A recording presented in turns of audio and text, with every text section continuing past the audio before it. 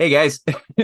So I'm happy that we're here meeting up yet again to continue this reading of On the New Olive Branch by Matthew Carey. And Carey is doing something I had heard about this book. I'd heard about Carey, but I hadn't really read much of Matthew. I said Henry Carey, Matthew Carey's writings. He's the father of Henry C. Carey. I hadn't really read his writings. I had known a little bit of his biography, how Benjamin Franklin brought him here from Ireland after he was an Irish Revolutionary Republican, and went to work immediately during the earliest days of the American Revolution. And so when Sam pitched the concept of just reading through the Olive Branch, I was like, yes, please. So last week, for anybody who's watching on YouTube, if you haven't watched the first reading of chapters 1 through 3, go to the link in the description box of the video and go watch that. You could also download the book itself as a PDF that Sam found. Today we're going to read chapter 4 or 5, maybe 6. Who knows? We'll see if we can get that far. Sam, is there anything that you would like us to keep in mind before we plunge into this second reading? Yeah, trying the current state of Western economics, the hegemony of the free trade ideology, and take a look at the arguments Matthew Carey is making against free trade and the natural consequences that he enumerates of free trade, and see if you see any parallels to today in terms of impoverishment, destruction of domestic manufacturing, things like that. I think that there's timeless lessons in the American system of economics that Matthew Carey is reviving here from he's sort of picking up the baton from Alexander Hamilton for the next generation of Americans. And yeah, I think there's a lot of historical lessons about the value of protection. And I think if you look historically, every single major industry in American history, but also largely in Europe as well, was built by protection. Everything from the steel industry, petroleum industry, automobiles, aviation, all the way up to even Silicon Valley. Silicon Valley received massive amounts of government subsidy to build it up. There's actually a really great kind of obscure documentary called The Secret History of Silicon Valley that people might want to check out. So yeah, I just say, Matt, we want to read from the other PDF that I sent you by email. Just for the first little, there's a couple of pages missing in chapter 4, if you want to put that one up. And it's just a few pages in, and we can switch back. I find the other one is much clearer, easy to read. So once we get past that part, we can maybe switch back. Okay, I'm just digging into my my emails from last week. You know what? I get a lot of email, and I don't know where yours might be. Could you resend that to me, please? Yeah, absolutely. Thank you. Oh wait, hello. I get it. Never mind. I got it. I get it. I'll make a comment here, Sam, and I think you'll appreciate it. What you just said about Silicon Valley, and the the fact that so many of the tools of our oppression are actually funded by us as taxpayers. Remember when FTX went belly up not long ago?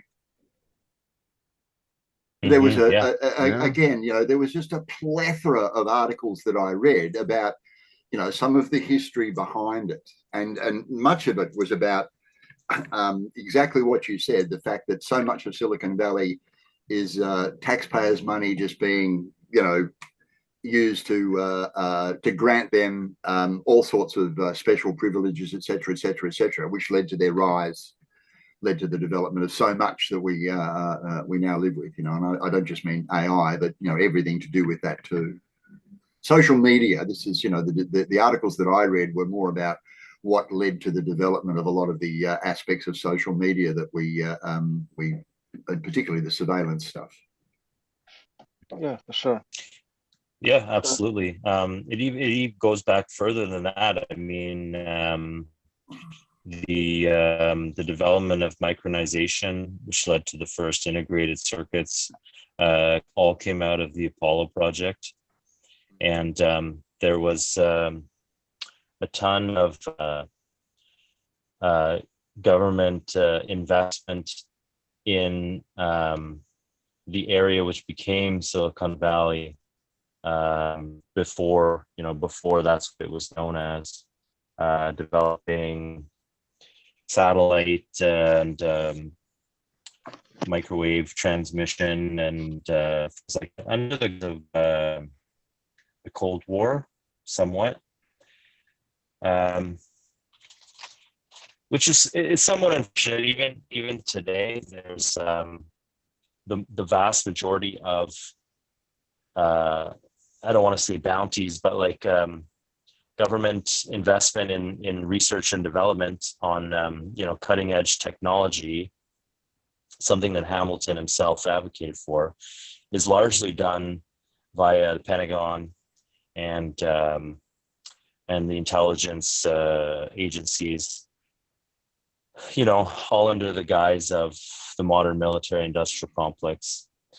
So that's unfortunate. It would be, ideal if it was instead pursued as Hamilton and Matthew Carey, John Quincy Adams envisioned, as peaceful research and development done for peaceful purposes. So I think that's one of the missions of the Rising Tide Foundation. Certainly, the influence Matt has had on me, and everything I've learned from him is in pursuit of this goal of peace and of prosperity, and a world that eradicates imperialism, colonialism, and this parasitical financier oligarchy, which sort of sits above nations. And I think Matt Taibbi called Goldman Sachs the vampire squid on the face of humanity. Well, that's not just Goldman Sachs. That's the financier oligarchy generally. That you have to liberate the creation of money and the control of money and hand it back to the people. Money today is sort of like a con game where the high priests of Wall Street and the City of London pretend like it's so complicated and only they can do it. Money is really unique as a commodity. It's not like any other commodity, like food crops, for example, or shoes or clothes or anything like that. And it's greed and control can easily be handed back to the people generally, and take away the power of the financier oligarchy.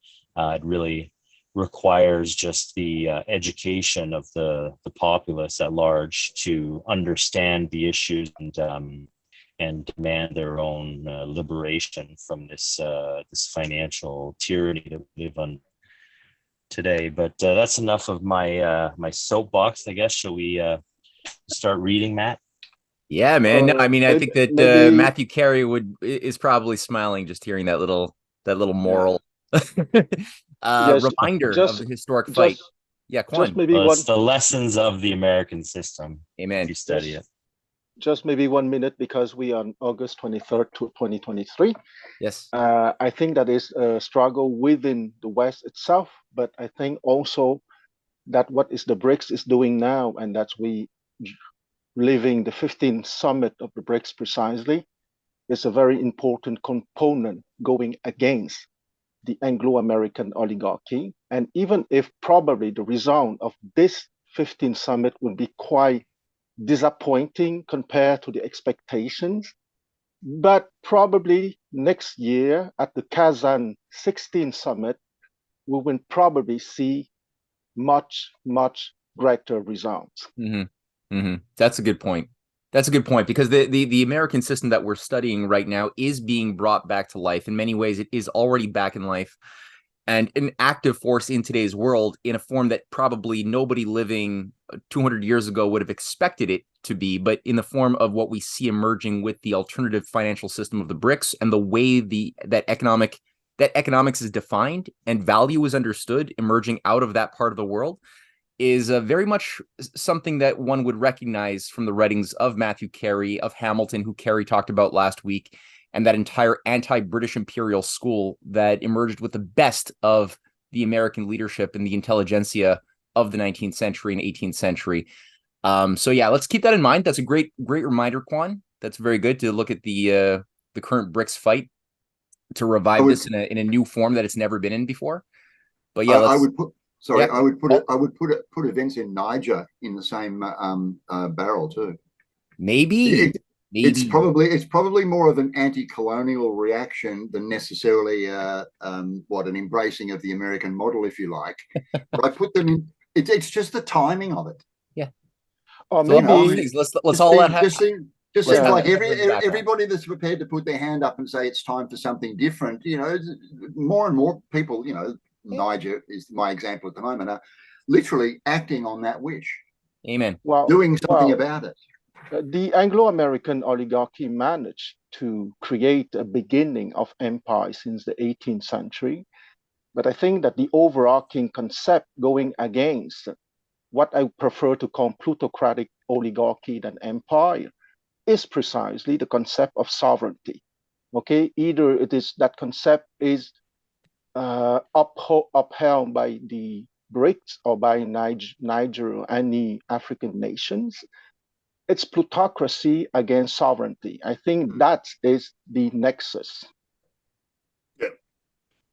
Yeah, absolutely. You see a new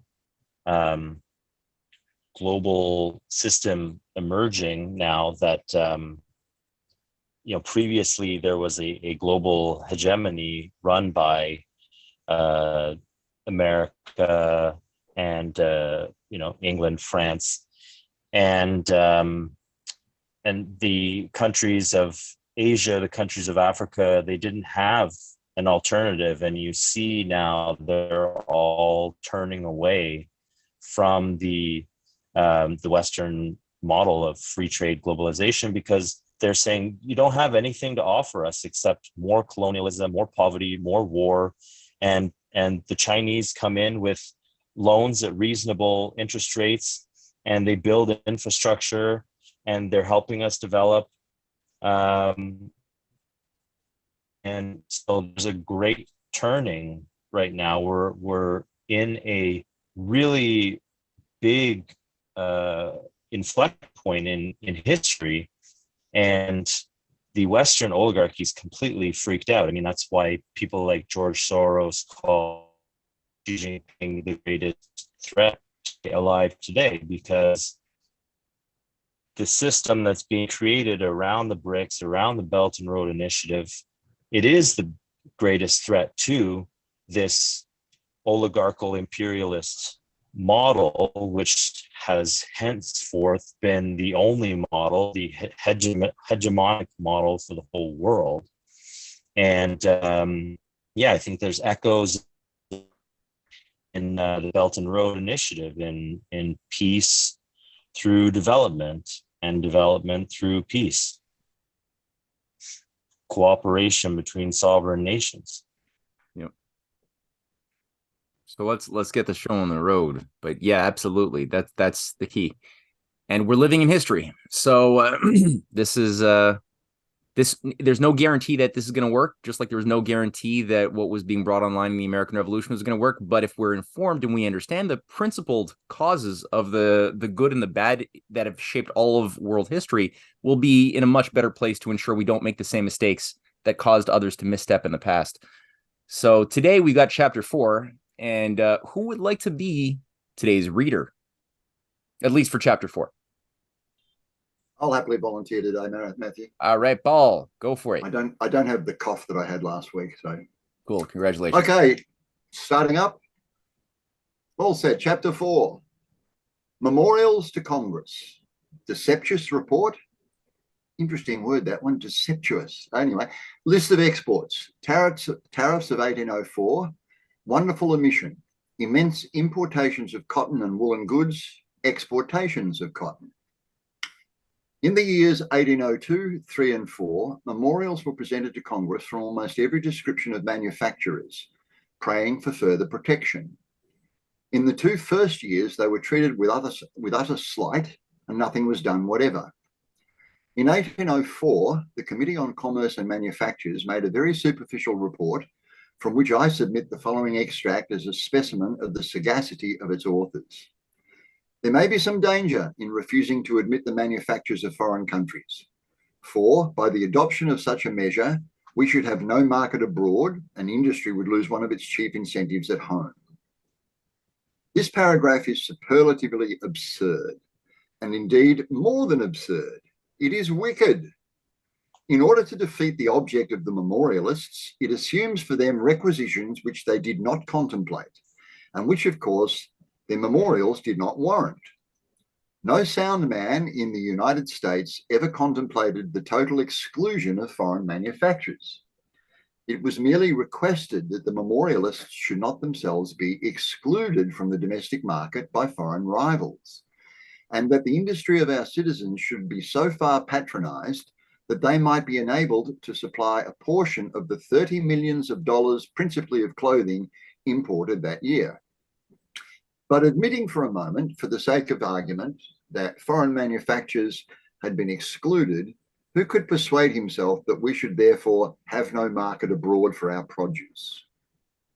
War at that time raged in almost every part of Europe and the West Indies, and those who purchased our produce had at least as powerful reasons to purchase as we had to sell.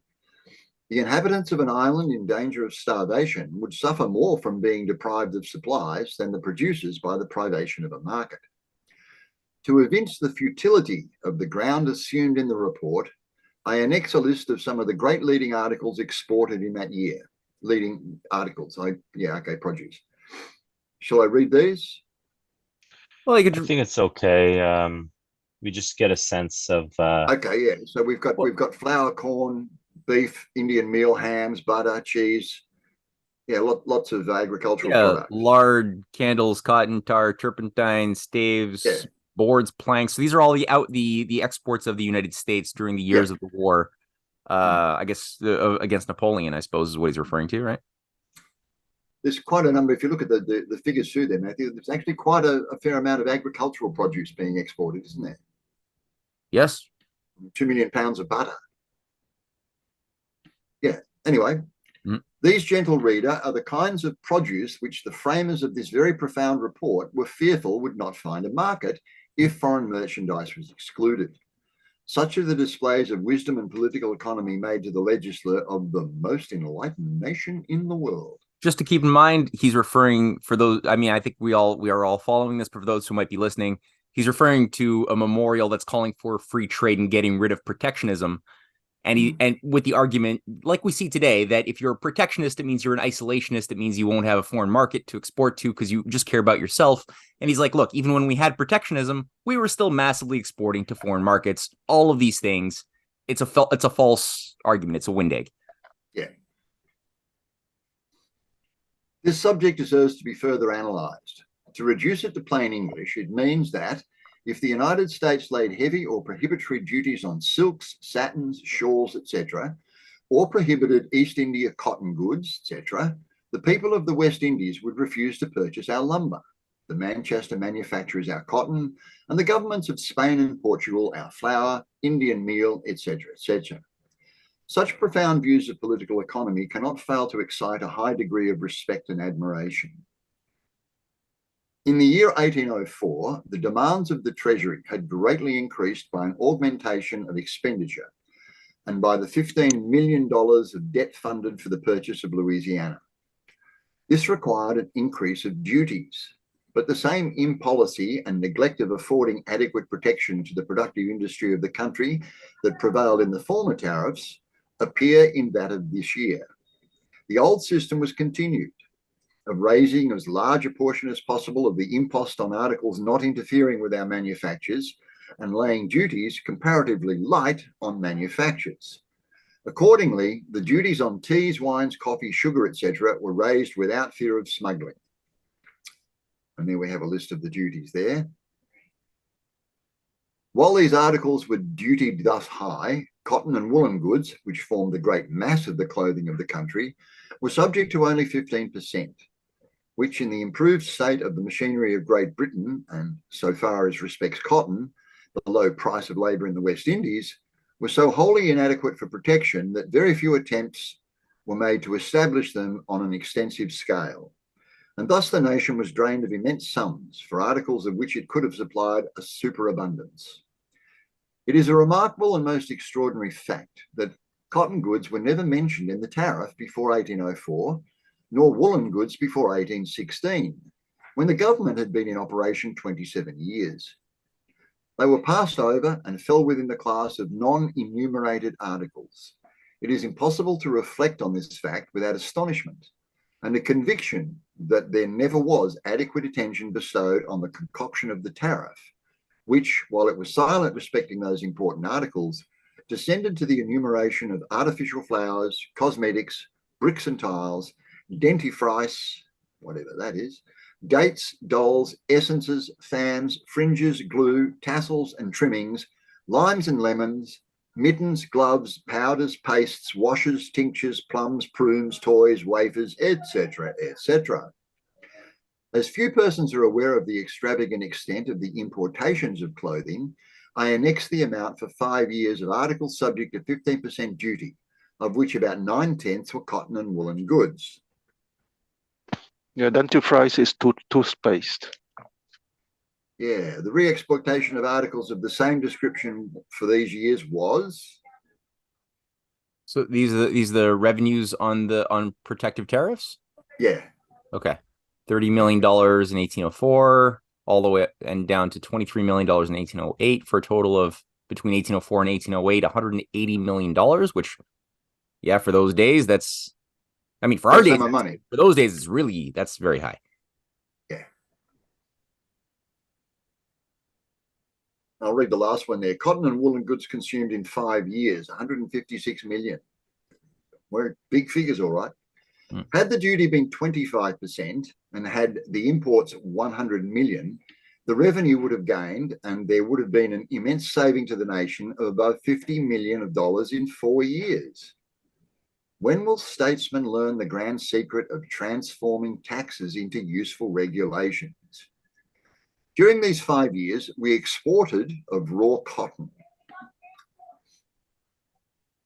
Interesting, isn't it, that it starts off in 1804 with 36 million, and in 1808, 5 years later, I mean, it's gone down by 300%, 10 million. Anyway, it is a bit weird that there's such a collapse from 1807 to 1808, from 63 million to 10 million in 1 year. That's a bit strange. I wonder what happened. Yeah, exactly. You can't help but go, what the hell happened in that year? Never mind, I mean, weather events, who knows? Although we supplied Great Britain with more than a third of the cotton she used, so little protection was afforded to the manufacture of the article here that in the year 1805, our consumption was only 1,000 bags. Whereas, had the fostering care of the government been extended to it, we might have used 100,000. And this all-important manufacture, for which this country is so particularly fitted by its capacity of producing the raw material to any extent, Its boundless water powers, its admirable machinery, and the skill of its citizens never took root here until the non-intercourse and other restrictive measures affording our citizens a fair chance in their own market, they were encouraged to turn their attention and devote their talents and capital to this grand object. In 5 years, that is, in 1810, merely through this encouragement, the consumption increased tenfold to 10,000 bales, or £3 million. In 5 more, in consequence of the war, it rose to 90,000 bales, or £27 million. This affords a clear and decisive proof that nothing but a sound policy was necessary to have brought it early to perfect maturity. There is not perhaps in history a greater instance of utter impolicy and disregard of the maxims of all profound statesmen, or of the solid and substantial interests of a nation, than this most lamentable fact exhibits. An inexhaustible source of national wealth, power and resources, and of individual happiness, was bestowed on us by heaven and prodigally lavished away in favour of foreign nations who made use of the wealth thus absurdly bestowed to jeopardise our independence, under the absurd idea that, as we had so many millions of acres of backlands uncultivated, we ought not to encourage manufactures. Ineffable delusion! As if the thousands of men who brought up to cotton weaving, who, under proper encouragement, would have migrated to this country, could be immediately transformed back into country farmers and induced to encounter all the horrors of clearing the wilderness. This would be on a level with some of the metamorphoses of Ovid. And as if the vast numbers of old men, of women and children who might be most advantageously employed for themselves and for the nation in this branch were in any degree calculated for a country life, even under its most inviting form.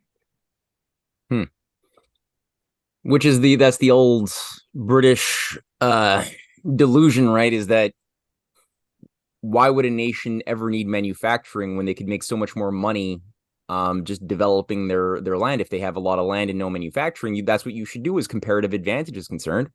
But I mean, that land, if it's not already been transformed into farmland, if it's like swamps and forest, that is very unproductive land. Like that's a huge amount of work to turn wild land into something productive. It's unimaginable. That takes a huge amount of. So I mean, no, that's not going to work. You need to. Yeah, clearing the wilderness. It's such an open statement, isn't it? Clearing the wilderness. It makes it sound like all you have to do is walk out there with a broom. Yeah, exactly. That's precisely the fantasy of the plutocracy, meaning that wilderness would be a inexhaustible source of commodities for them. So there's no need to bring creative work in that wilderness, so that it stays like it is as a source of inexhaustible commodities. And I am sorry to bring back our present time, but what is happening now in Niger is exactly the reality of our days if we take what has been written for 2 centuries ago. Yeah, with the uranium. Exactly. And, exactly. Yeah. They wish so much that Niger would stay an open wilderness, precisely, so they can come to take the uranium at the price they want. I think that is pay almost 300 euros per ton. And I think that the people from Niger get about 10 or 11 euros on those 300 euros. That's the open wilderness of the plutocratic oligarchy. Niger and most of Africa. One can't help but wonder, where would France be but for that colonial exploitation that powered their whole electric system? Not the entirety of it, I know, but a very, very large part of their electrical system, which comes from nuclear power. Where would they be?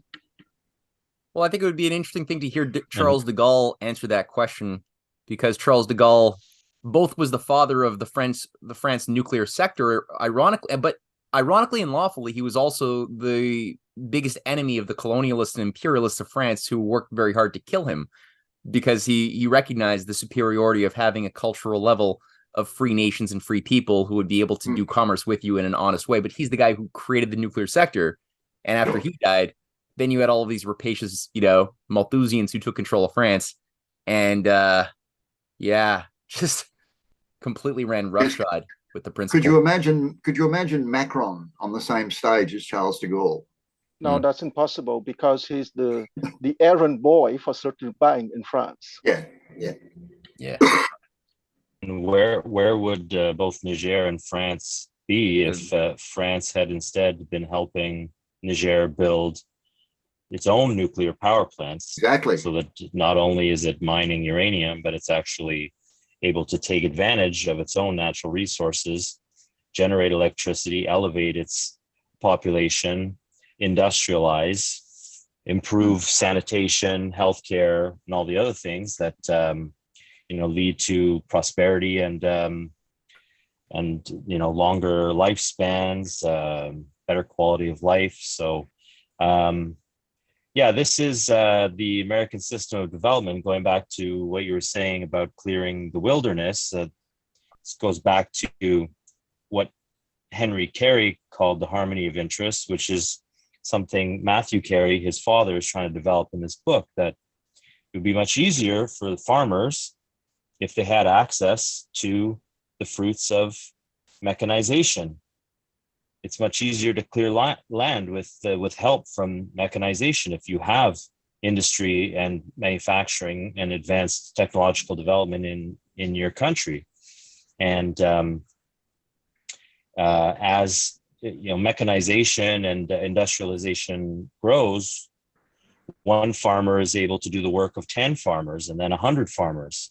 Mm-hmm. And then you have increased urbanization, you have people leaving the farms, and they're able to go and work at higher wages in the advanced manufacturing sector. Yes, that is in theory. But in practice, what is doing that now is the Belt and Road Initiative. Absolutely, yeah. Belt and Road Initiative is a continuation of this policy of peace and development. National sovereignty. And I would say that to be frank and to be practical, there won't always be a kind of hierarchy among the nations. But if the principle of national sovereignty is recognized for everyone, the powerful nation would not attack the smaller one because they would want to extract commodities from them. Mm-hmm. Yeah. Yeah, I feel like that would be the type of answer Charles de Gaulle would have were he alive, participating in this conversation. Yes, absolutely. Because let's be frank, Russia, China, Iran, the States, etc., will always be, unless big changes that cannot be predicted, powerful nations. They won't always have an edge over most of the other nations on Earth, but if the United Nations Charter is respected, it means that sovereignty wouldn't be respected even towards smaller and weaker nations. And that is the nexus, precisely. Mm-hmm. Because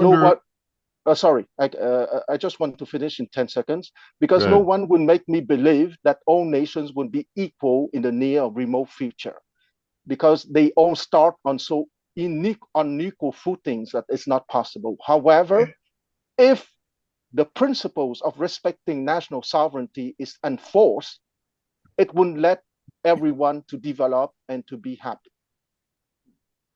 Yeah. Well said. Sharing the wealth and prosperity of the whole planet.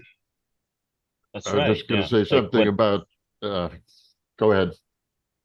I was just going to say, like what JFK said in his famous speech: "A world where the weak are safe and the strong are just." Nicely said. At the time you mentioned de Gaulle before, Matt, and I remember his PM was Pompidou, and he was just a creature of the banks. So I'm not sure that de Gaulle himself was that much aware of economics. And sovereignty part, yes, he was big into sovereignty of nations, but he just felt like they were. You get the impression that they were chess pieces on a board. Bob, I swear to God to you, man, I swear to God, Charles de Gaulle understood real economics, just not the bullshit fake shit we're told is economics today, but he understood the real thing, and you've been lied to by popular textbooks that wrote that But out. I would like to give Wait, a what makes you assume that? I looked I'm at not, the Gaulle's I'm not, policies, man, and I looked at his fight. I listened to his speech. I looked at what he was doing in Quebec and South North Africa. I looked at his program. I looked at how he fought the British oligarchs to try to keep them out of the monetary union and why he was doing that. I looked at his views towards China and how he understood economic development with China in 1966 and 67. Like, no, I mean, he was much brighter than you realize. But Matt is right. Bob, I would like to give a contemporary example. Okay, two contemporary examples: Putin and Xi Jinping. Maybe those two are not the most outstanding economists in the world, but they are surrounded by teams of economists who are outstanding. Okay, so the goal was also surrounded by teams of economists who were outstanding. Well, yeah, I was thinking the exact same thing. My point was Pompidou was his successor. He reversed the policies. He was also de Gaulle's prime minister. How can you account for having a prime minister if you are that much versed in the economic policy, who was a creature of the Rothschild banks? Yes, Bob, you're right, and I apologize, but that's called the game of power. Okay, he was forced to a certain extent to accept Pompidou within his cabinet because he had to maintain, I'm sorry to use that oligarchical word, but a certain balance of power. And that's the problem. Okay, but it has nothing to do with understanding economic principles. In the same way that JFK was lumbered with LBJ.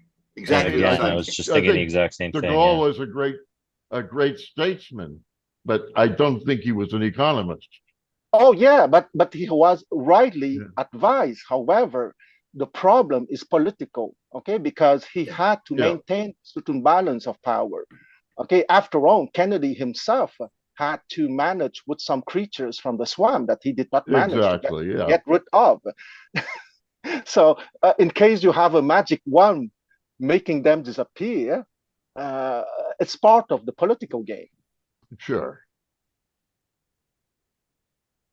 You only have to look at the politics of Europe to see that. Look at the politics of Italy, for crying out loud.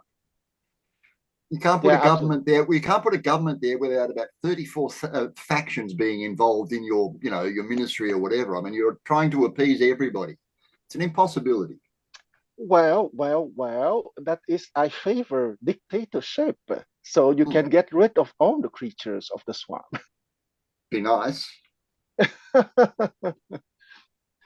I hope that everyone understood I was ironical, but at the same time, not that ironical. Yes. Send them all to China and feed them the same mushrooms that Nancy Pelosi got. That might make a change.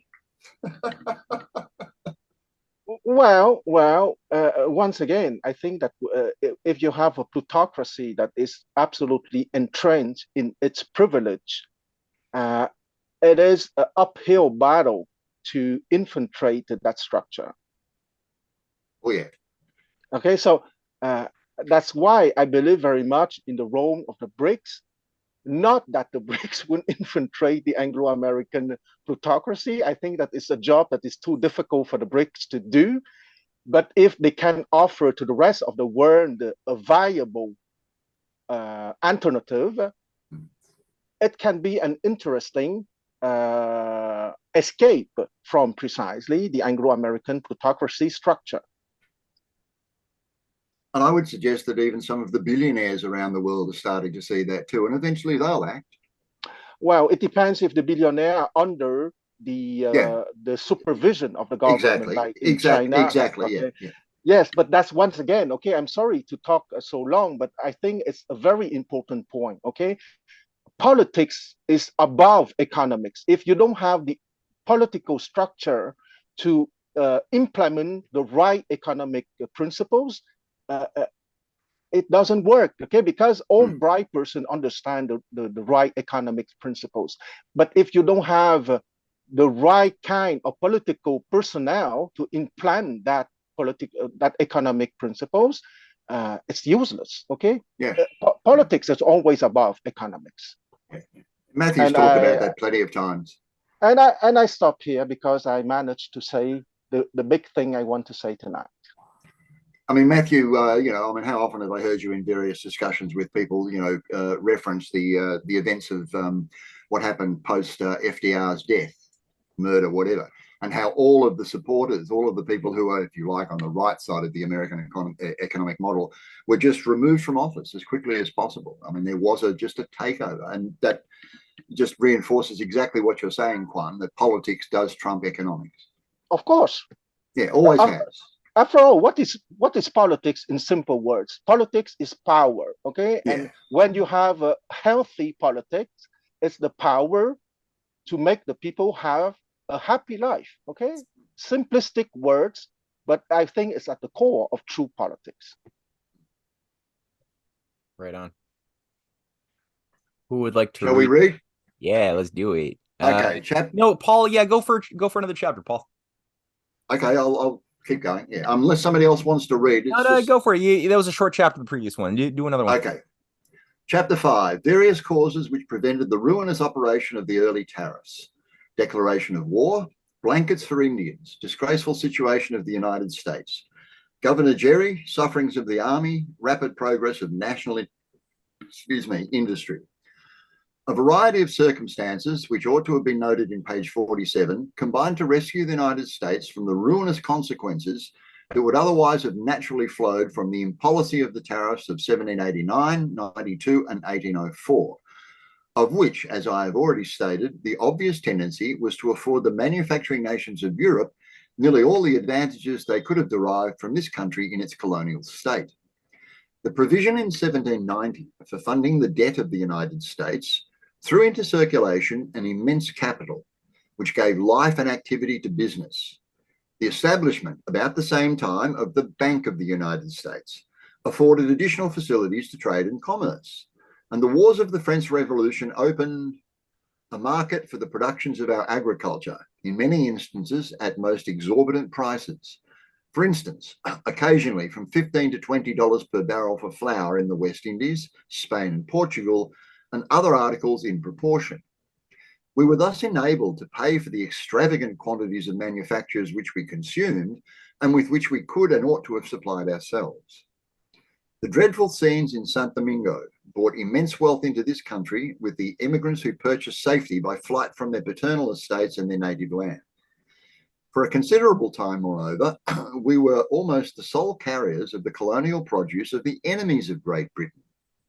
As her fleets were in full possession of the seas, and there was no safety for the vessels of those powers in hostility with her. But it was obvious that this system rested the prosperity of the nation on the sandy foundations of the wars, desolation, and misery of our fellow men. As it was not probable that they would continue to cut each other's throats to promote our welfare, a close of this dazzling scene was to be expected, for which sound policy required provision to be made. But this duty was totally neglected. We proceeded as if this state of affairs were to last forever. At length, we were abruptly cut off from the markets of Europe, and then a new order of things arose to dispel the prevalent delusion. On the 18th of June 1812, war was declared against Great Britain. This event placed the ruinous and deplorable policy of our government on the subject of its manufactures in a glaring point of light. With raw materials in abundance, skill, enterprise, industry, water power, and capital to the utmost extent to secure a full supply for nearly all our wants, we had, in defiance of the soundest maxims of policy, absurdly depended on foreign nations for a great variety of necessary articles and even, oh shame, for our clothing, than which the mind of men can hardly conceive of more utter want of policy. In consequence of this miserable system, at the commencement of the war, the nation suffered the disgrace of a regular proposition being offered to Congress by the Secretary at War to suspend the Non-Importation Act for the purpose of importing a supply of 5,000 or 6,000 blankets for the Indians, for whom the department had not been able to make provision. and who had, of course, become clamorous at the disappointment. This melancholy tale will hardly find credence. It is, nevertheless, sacredly true. And if dear-bought experience were of any avail in the regulation of the affairs of nations, this simple fact would be an invaluable lesson to our statesmen, to warn them against the rock of abandoning national industry. But alas, to the incalculable injury of the nation, it was entirely disregarded in 4 short years, as will appear in the sequel. The good old governor of Massachusetts, Elbridge Gerry, felt deep distress at the bitter draught of the dregs of the chalice of humiliation swallowed at this crisis by the government of the United States, and brought the affair before the legislature of that state. It being officially announced that the Indians complained that they cannot receive the usual supply of goods by reason of the Non-Importation Act, and they were not to be purchased within the United States. I submit to your consideration whether it is not incumbent on this state to use the means in its power for enabling the national government to rise superior to such a humiliating circumstance. In the year 1775, when our war with Great Britain commenced, and when immediately preceding it, a Non-Importation Act had been strictly carried into effect, the state of Massachusetts apportioned on their towns, respectively, to be manufactured by them articles of clothing wanted for their proportion of the army, which besieged Boston, fixed the prices and qualities of those articles, and they were duly supplied within a short period. Thus, before we had arrived at the threshold of independence, and when we were in an exhausted state by the antecedent, voluntary, and patriotic sacrifice of our commerce, between 13 and 14,000 cloth coats were manufactured, made, and delivered into our magazine within a few months from the date of the resolve which first communicated the requisition. 36 years have since elapsed, during 29 of which we have enjoyed peace and prosperity, and have increased in numbers, manufactures, wealth, and resources beyond the most sanguine expectations.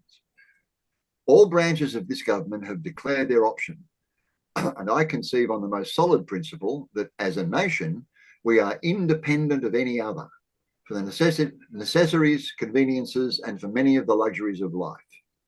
Let us not then, at this critical period, admit any obstruction which we have power to remove to discourage or retard the national exertions for asserting and maintaining our rights. And above all, let us convince Great Britain that we can and will be independent of her for every article of commerce, while she continues to be the ostensible friend, but the implacable foe of our prosperity, government, union, and independence. What a melancholy difference between the two epochs, 1775 and 1812. Strength and vigor in youth, feebleness and decay in manhood. What lamentable havoc of national resources in the interim. In a very short period of time, too. Mr. Gerry says, as a nation, gets me, it kills me. He's writing this in 1820. Yeah. It's fun. Well, he's talking about three decades, basically, which, I mean, at that time, 3 decades in a nation like America, as it was then, was a huge amount of time, as it is now. Yeah, but don't forget the fourth turning. Okay, you have a cycle of different fourth turning. Oh yeah. What do you mean with that? Can you elaborate on that, Quan, just for a moment? Oh, that's very simple. Okay, difficult times create powerful man. Powerful man create easy times, and easy time create a weak man who will create difficult circumstances, and etc. etc. etc. Yeah. Right. Yeah, that's a fair model. Okay, continuing. Mr. Gerry says, as a nation, we are independent of every other. This is a most egregious error. As a nation, extent of resources considered, there was not then, nor is there now, a more dependent people perhaps in the world. That's interesting, isn't it? That he says it then. In our towns and cities, 1/2 of our population, males and females, are covered with the fabrics and in the fashions of foreign nations. He should have said, we may and ought to be independent. 2 or 3 small words make an immense difference. If anything could add to the mortification and regret which this circumstance must excite, it is that the quantity of wool sheared in 1810 was estimated at 13 or 14 million pounds, and in 1812 at 20 or 22 million pounds. and that various promising attempts to establish the woolen manufacture had been made at different periods during the preceding years, which, for want of protection, had failed of success.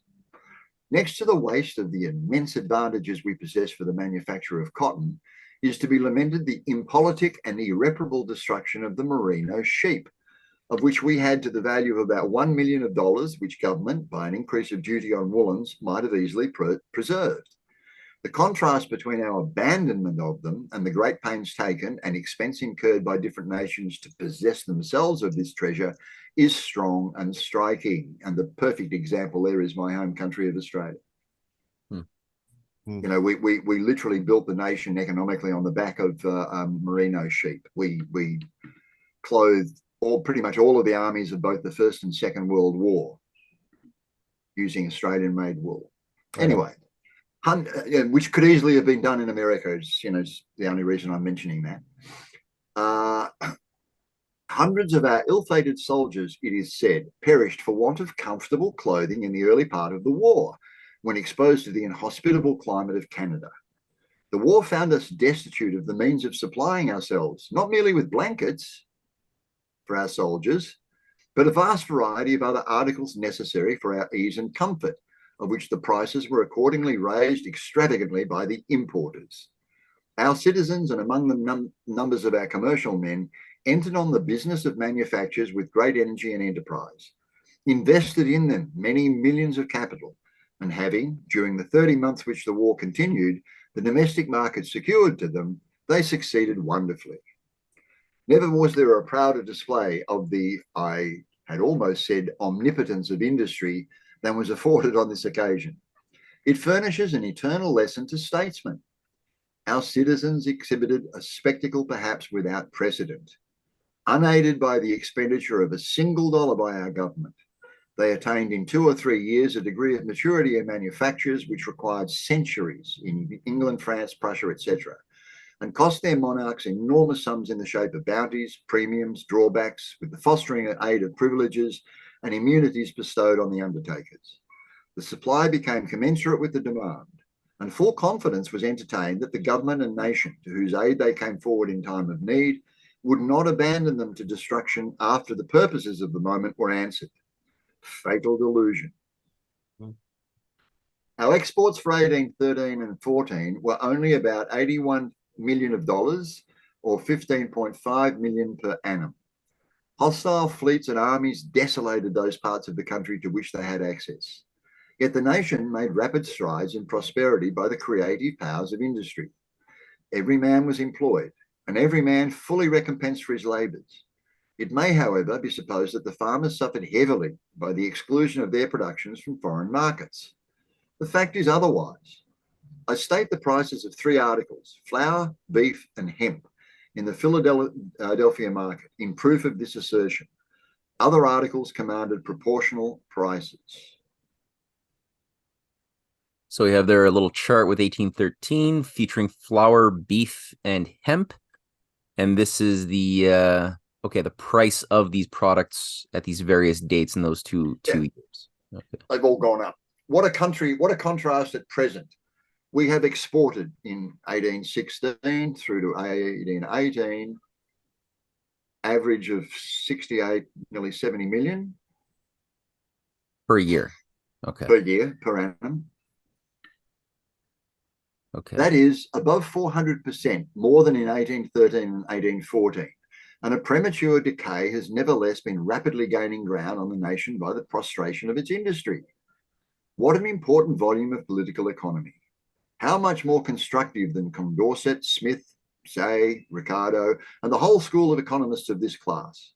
So, Sam, in 1813, 1814, during the war with Britain, this is a period, right, when they had a high protective tariff under Henry Clay and the Warhawks, and then after the war, I think it was the protective tariff was disbanded and they opened back to free trade.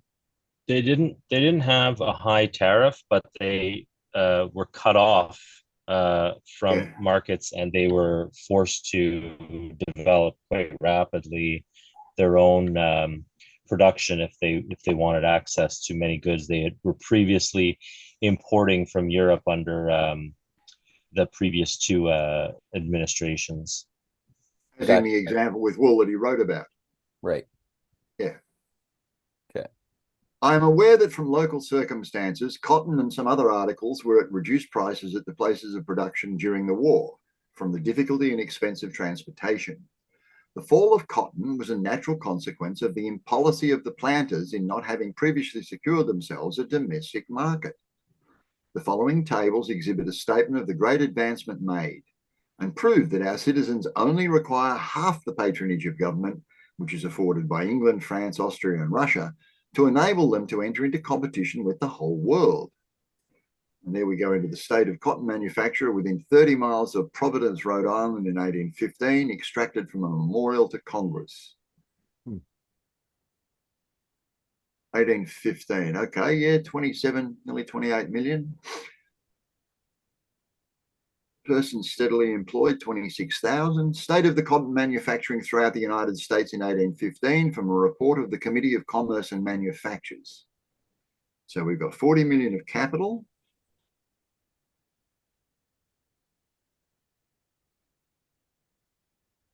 I like they're right in the middle of that one, in the middle of the page at the moment. Males employed from the age of 17 and upwards, 10,000. Women and female children, 66,000, and boys under 17 years of age, 24,000.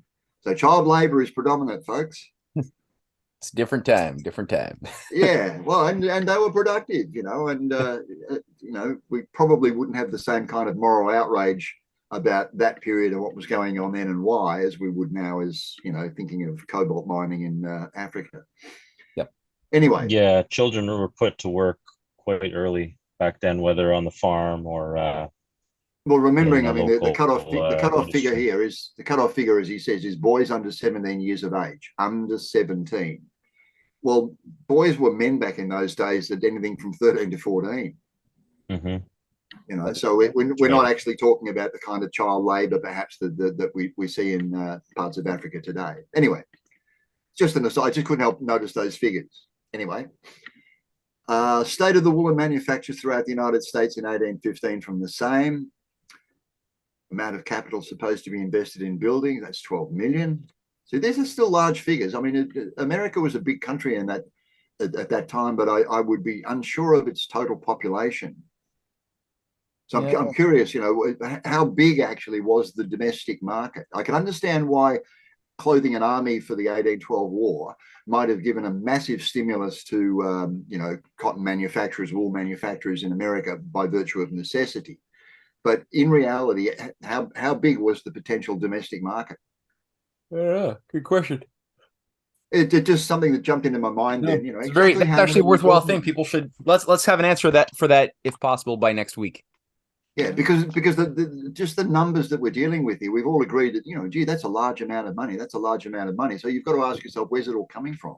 Yeah, the population in the U.S. in 1800 was 5,308,000. Okay, well, that's not a huge amount, but it was a pretty large amount for those days. Yeah. Anyway, the city of a neighborhood of Philadelphia, there were employed lots of people. So lots in the cotton, lots in wool, and iron casting, paper making, smithery. Yeah. Okay. I mean, 750 smiths in the city and neighborhood of Philadelphia. That's a lot of industry. The value of the manufacturers of the city of Pittsburgh, which in 1815 employed 1960 persons, was $2,617,833. And every part of the country displayed a similar state of prosperity. How deplorable a contrast our present state exhibits. And ditto our present state too. Chapter 6, state of the country. Sorry, does anybody else want to read? Go ahead, I'm enjoying it. Okay, state of the country at the close of the war. Pernicious consequences to the manufacturers. Mr. Deloff's tariff rates reduced 10, 20, and 30%. The war was closed under the most favourable auspices. The country was everywhere prosperous. Inestimable manufacturing establishments in which probably $60 million were invested were spread over the face of the land and were diffusing happiness among thousands of industrious people. No man, woman, or child able and willing to work was unemployed. with almost every possible variety of soil and climate, and likewise with the three greatest staples in the world, cotton, wool, and iron, the first to an extent commensurate with our utmost wants and the capacity to produce the other two, a sound policy would have rendered us more independent, probably of foreign supplies, for all the comforts of life than any other nation whatever. Peace, nonetheless, was fraught with destruction to the hopes and happiness of a considerable portion of manufacturers. The double duties had been imposed with a limitation to 1 year after the close of the war, and a tariff as a substitute was prepared by the Secretary of the Treasury, with duties fixed at the minimum rates which he thought calculated to afford them protection. On many of them, these rates were insufficient. Yet, had his tariff been adopted, it would probably have saved the country $40 or $50 million, or prevented a large portion of the deep distress that pervades the land and which is driving legislative bodies to the desperate measure of suspending the course of justice. But a deep-rooted jealousy of manufacturers was entertained by many of the members of Congress on the ground of imputed extortion during the war. And the old hackneyed themes of taxing the many for the benefit of the few, the country not being right for manufacturers, wages being too high, the immensity of our backlands, etc., were still regarded as unanswerable arguments. In consequence of the combined operation of these causes, the rates were reduced on most of the leading articles 10, 15, and in some cases 30%. Every percent reduced was regarded by many of the members as so much clear gain to the country. Some of them appeared to consider manufacturers as a sort of common enemy with whom no terms ought to be observed, and there was no small number who were disciples of Colonel Taylor of Caroline County, who we're gonna go back and read that interesting footnote in a second. That's a long one, yeah. Who holds the broad, unqualified doctrine that every dollar paid as duty or bounty to encourage manufactures is a dollar robbed out of the pockets of the farmers and planters. Wonderful statesman, profound policy. How all the Sullys and Colberts and Fredericks of Europe must hide their diminished heads when their practice is put in contrast with this grand system of political economy. That's funny. All right, let's read this. Okay. Footnotes. The first there's two footnotes here. One is just to the broad statement of those who consider manufacturers as a sort of enemy, which reads, ex-governor Wright of Maryland was among the most violent of the members of the free trading school. His jealousy and hostility were without the least disguise and were carried to an extent that is hardly credible. A motion for a reduction of the duty on cottons having failed, he attempted to have it reconsidered on the grounds that some of the members who voted in the majority were concerned in the cotton manufacturer. And then we got voting on their own interests. Surprise, surprise. For shame. And Colonel Taylor is, I believe, a tobacco planter and has never in any of his plausible works raised his voice against the extravagant duties on snuff and manufactured tobacco. On this tender topic, he is silent as the grave. Yet, a chapter on it would have come from him with great propriety. It is a subject with which he ought to be thoroughly acquainted. I venture to hint that he might, with great advantage, read the instructive fable of the lawyer's goring bull, which, with a suitable commentary on snuff and tobacco duties, might be very well prefixed as part of the prolegomena to some of the amusing chapters of his orator. It may not be amiss likewise to whisper gently in his ear that even tobacco in the leaf is subject to 15%, which is exactly the same duty as that imposed on silks, linens, clocks, brazen copper, gold leaf, hair powder, printed books, prints, slates, starch, snuff, and worsted shoes, sealing wax, threads, stockings, etc. Who then can reflect without astonishment that this gentleman and Mr. Garnett take a lead in the opposition to the protection of manufacturers, although their own rude produce is produced by the same duty as the above finished manufacturers? After this, we may well ask with amazement, what next? Be it what it may, it cannot surprise us.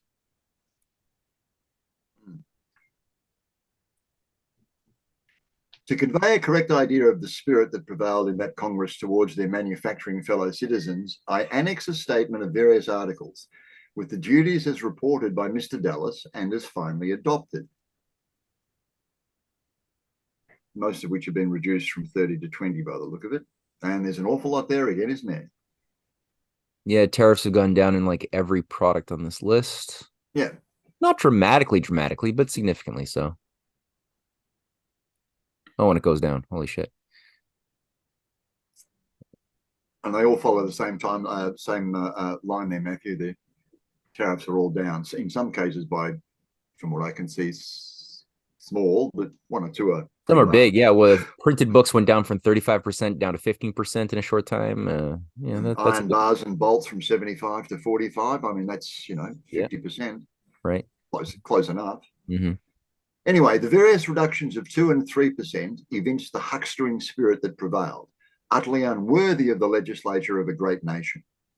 Mr. Dallas made a difference of 5 1/3% between the two great articles, cotton and woolens, rating the former at 33 1/3 and the latter at 28, in consequence of our possessing a boundless supply of the raw material of the former, whereas that of the latter was rather limited.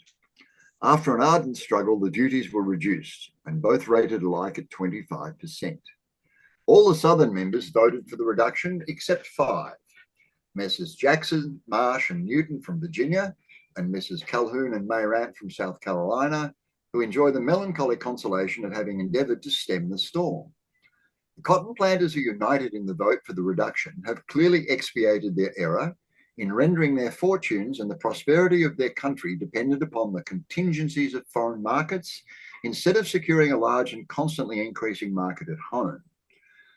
This ought to be eternally sounded in their ears.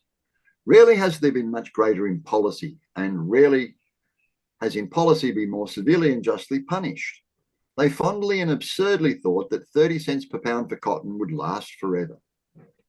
The Committee of Commerce and Manufactures, many of the most enlightened members of Congress, and the agents of the manufacturers strongly remonstrated against the reduction of duty, and, as with the spirit of prophecy, predicted the fatal consequences, not merely to the manufacturers, but to the nation. But they might as well have attempted to arrest the cataracts of Niagara with a mound of sand. I laugh at that. They did the same thing here in Manila Bay, believe it or not. Anyway, prejudice was deep, inveterate, and unassailable. It was never in times past it has never in times past had eyes nor ears, and notwithstanding the elevation of character and the superior illumination to which we fondly lay claim, we are not likely to offer to the admiring world an exception to the general rule. Of this unpalatable position, our brief history, alas, affords too many damning proofs. Susie has a thought. Go for it, Susie. I have a question, and I apologize if it sounds a little bit, I don't know, naive or ignorant. The people in the South that voted against, I mean, more than likely, they really are steeped in that whole empire structure, plantation structure. But the reality is they're voting against the growth of their own nation. Yeah. Because they are afraid of change. Am I right?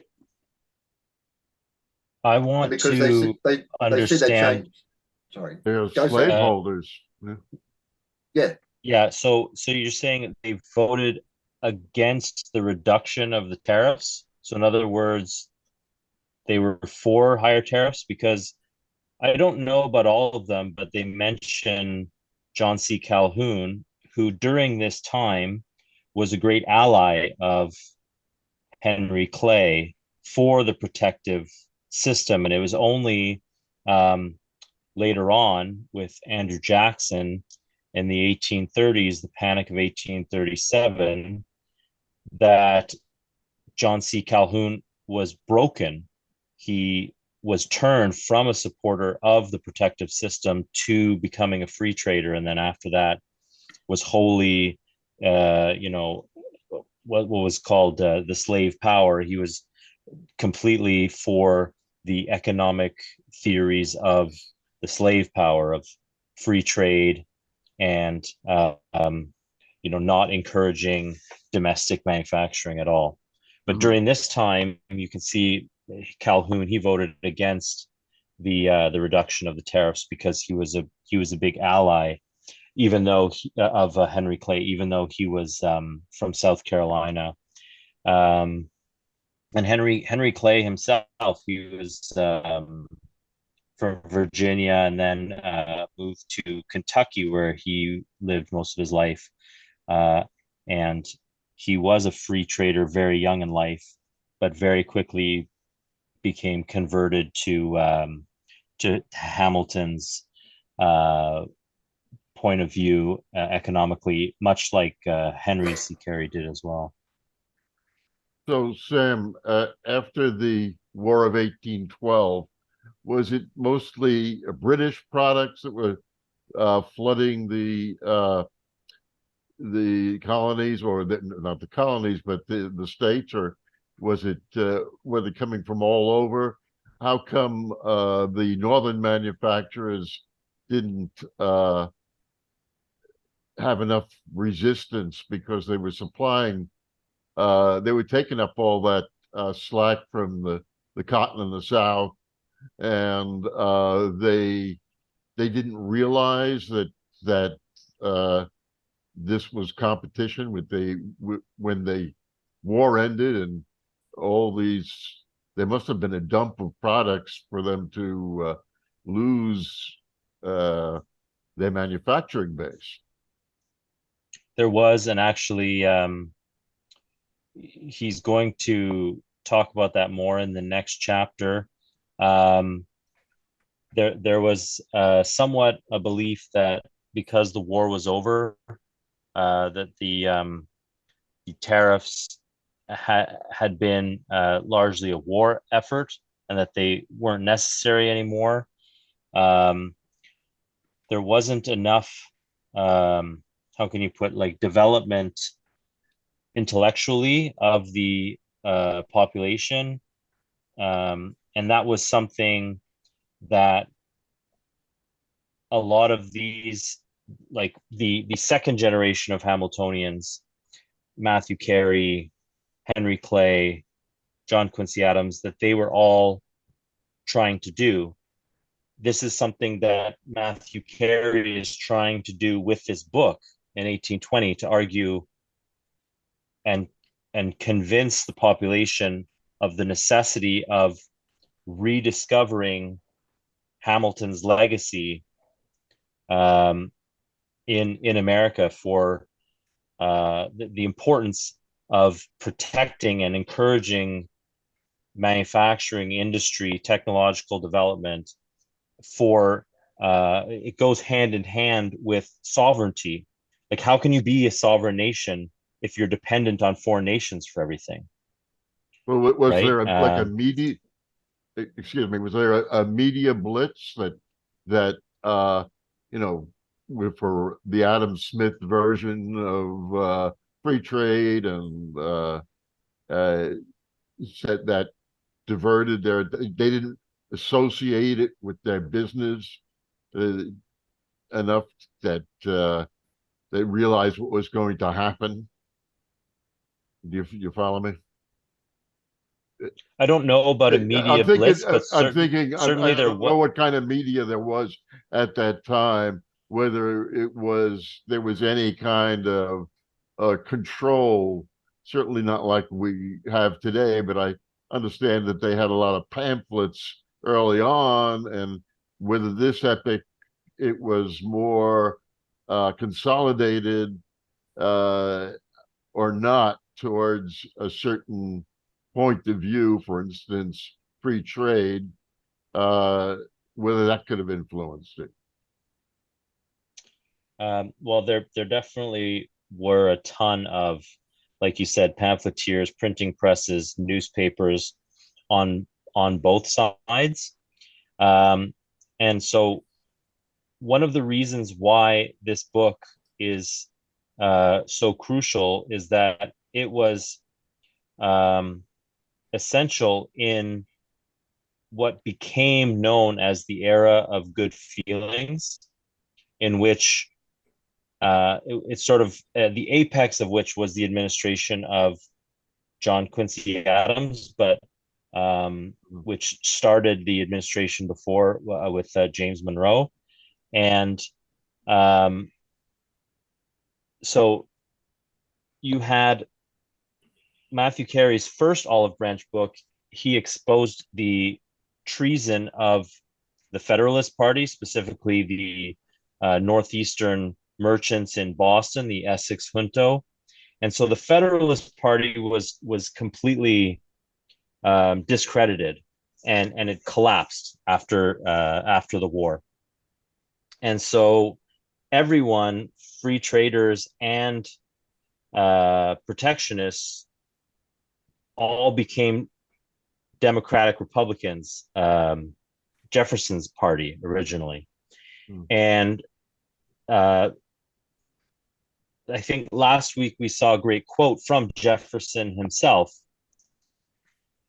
where the war demonstrated the necessity for having a national bank. The second national bank was chartered for another 20 years, destroyed by Andrew Jackson in 1836.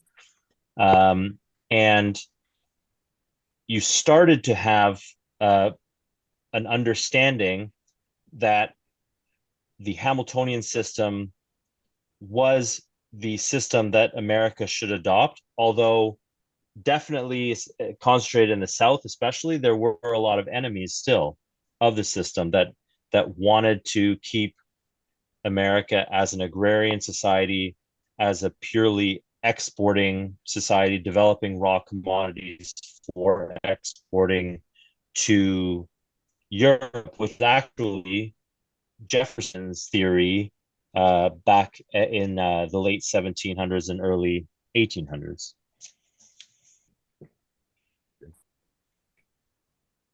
But I would like to mention the fact that the famous era of good feeling, starting, let's say, around 1817 with James Monroe and keeping on with John Quincy Adams, was just after the War of 1812. And maybe the struggle of the war period made people more aware of their self-interest.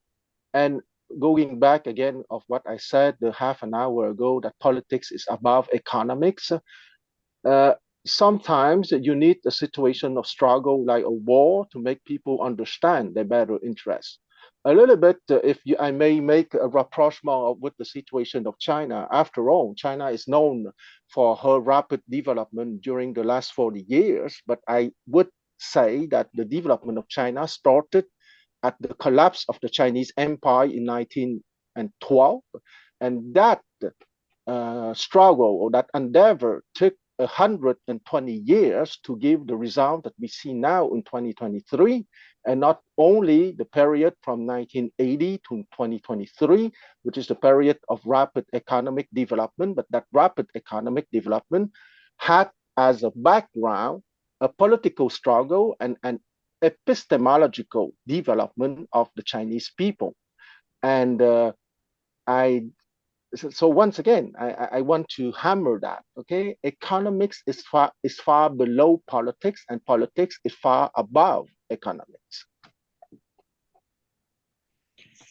Yeah, I really appreciate you saying that, Quan, and I could listen to you a long time discuss, what was the situation in the decades before in China that led to the reforms that you mentioned starting 40 years ago, roughly. What was going on in the 70s and the 60s and the 50s in China, and even before that. And you see in this book and in many other works the term political economy, that the two are inextricably linked, that the political system influences to a great deal the economic system that you can have, that there's no way to separate the two.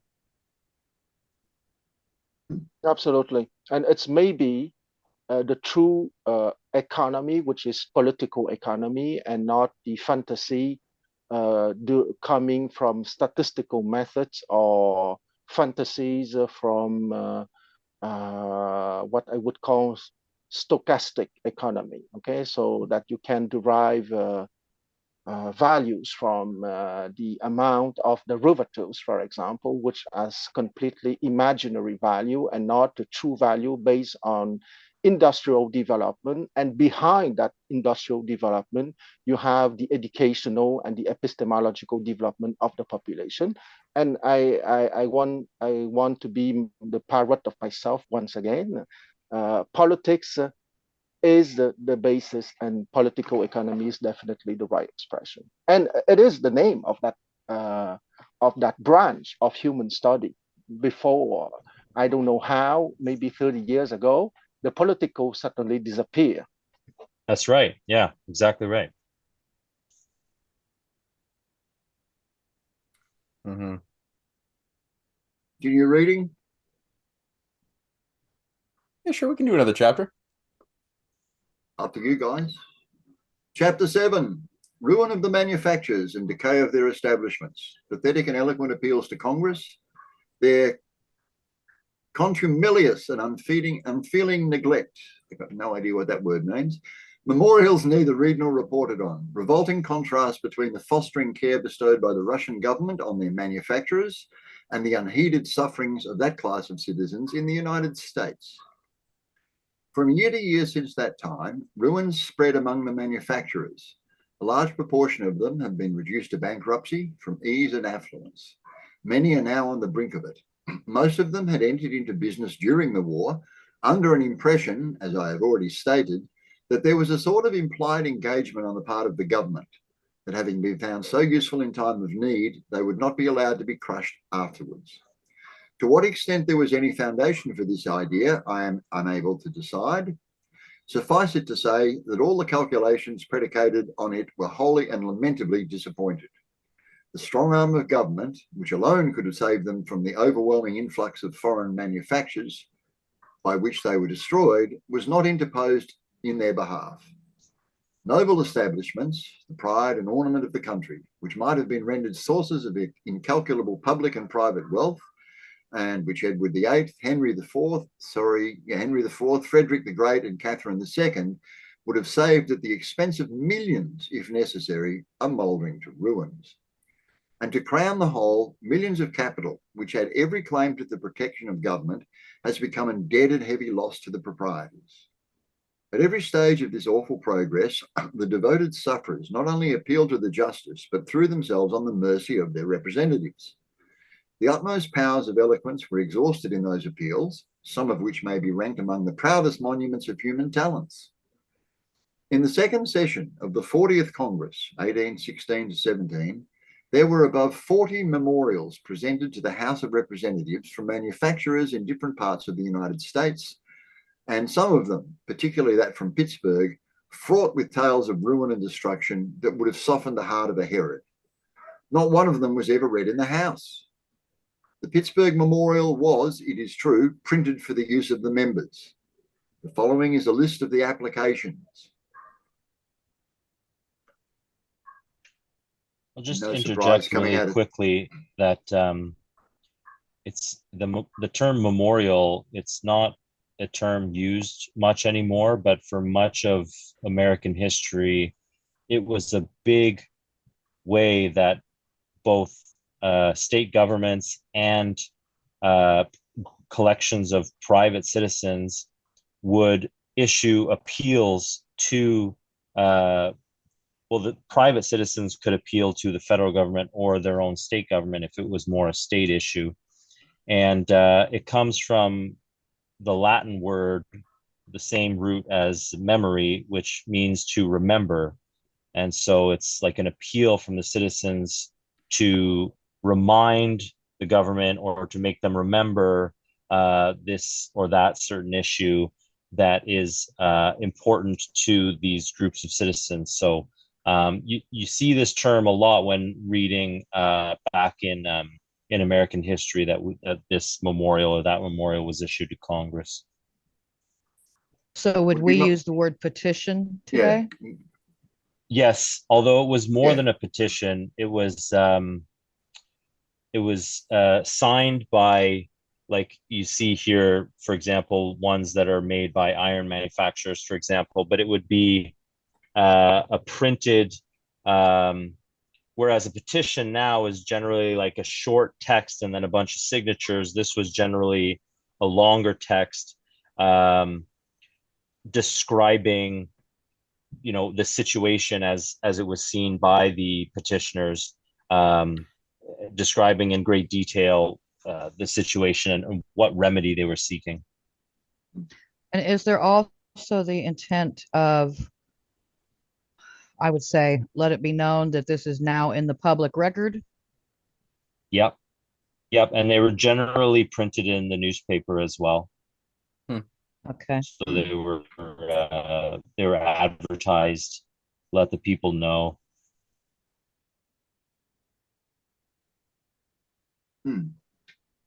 So you see a long list of memorials from all the manufacturers appealing to Congress on the subject of reinstituting the protective system and the lamentable situation they found themselves in economically. Yeah, it's incredible. Like the So you sort of see in this area.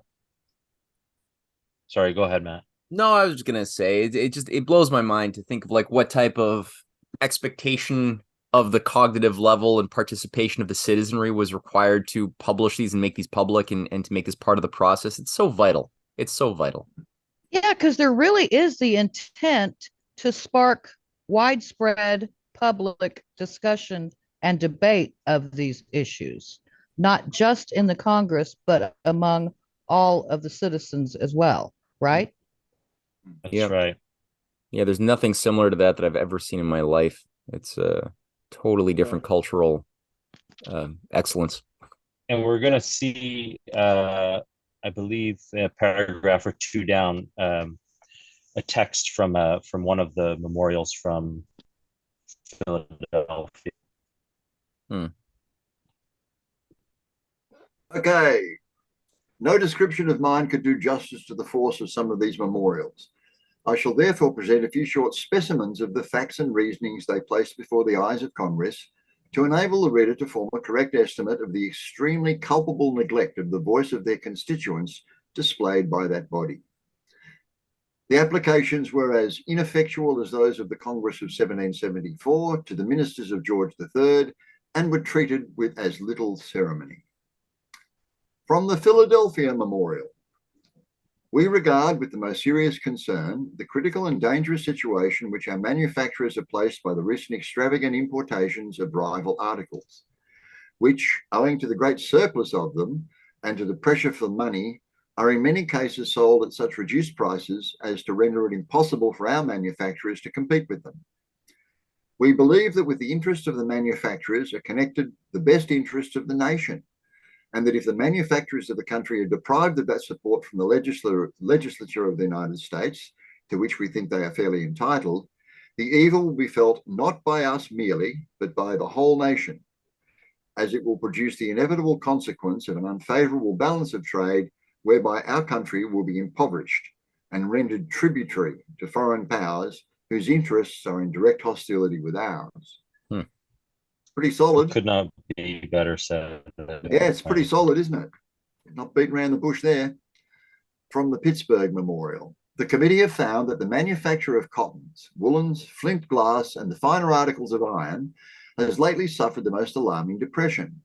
Some branches, which had been several years in operation, have been destroyed or partially suspended, and others of a more recent growth annihilated before they were completely in operation. The tide of importation has inundated our country with foreign goods. Some of the most valuable and enterprising citizens have been subjected to enormous losses, and others overwhelmed with bankruptcy and ruin. The pressure of war was less fatal to the hopes of enterprise and industry than the general peace, which the calamities arising from the present state of our foreign trade. It was confidently believed that the destinies of the United States would no longer depend on the jealousy and caprice of foreign governments, and that our national freedom and welfare were fixed on the solid basis of our intrinsic means and energies. But these were airy dreams. A peace was concluded with England, and in a few months we were prostrate at her feet.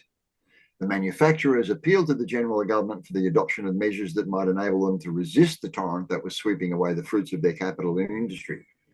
Their complaints were heard with a concern which seemed a pledge for the return of better days. The tariff of duties, established at the last section of Congress, and the history of the present year will demonstrate the falsity of their expectations. England never suffered a foreign government or a combination of foreign capitalists by glutting her own market to crush in the cradle any branch of her domestic industry. She never regarded with a cold indifference the ruin of thousands of her industrious people by the competition of foreigners. The bare avowal of such an attempt would have incurred the indignant resistance of the whole body of the nation and met the frowns, if not the instant vengeance of the government. The consequences of this policy in England are well known. Her manufacturers have become a source of wealth incalculable.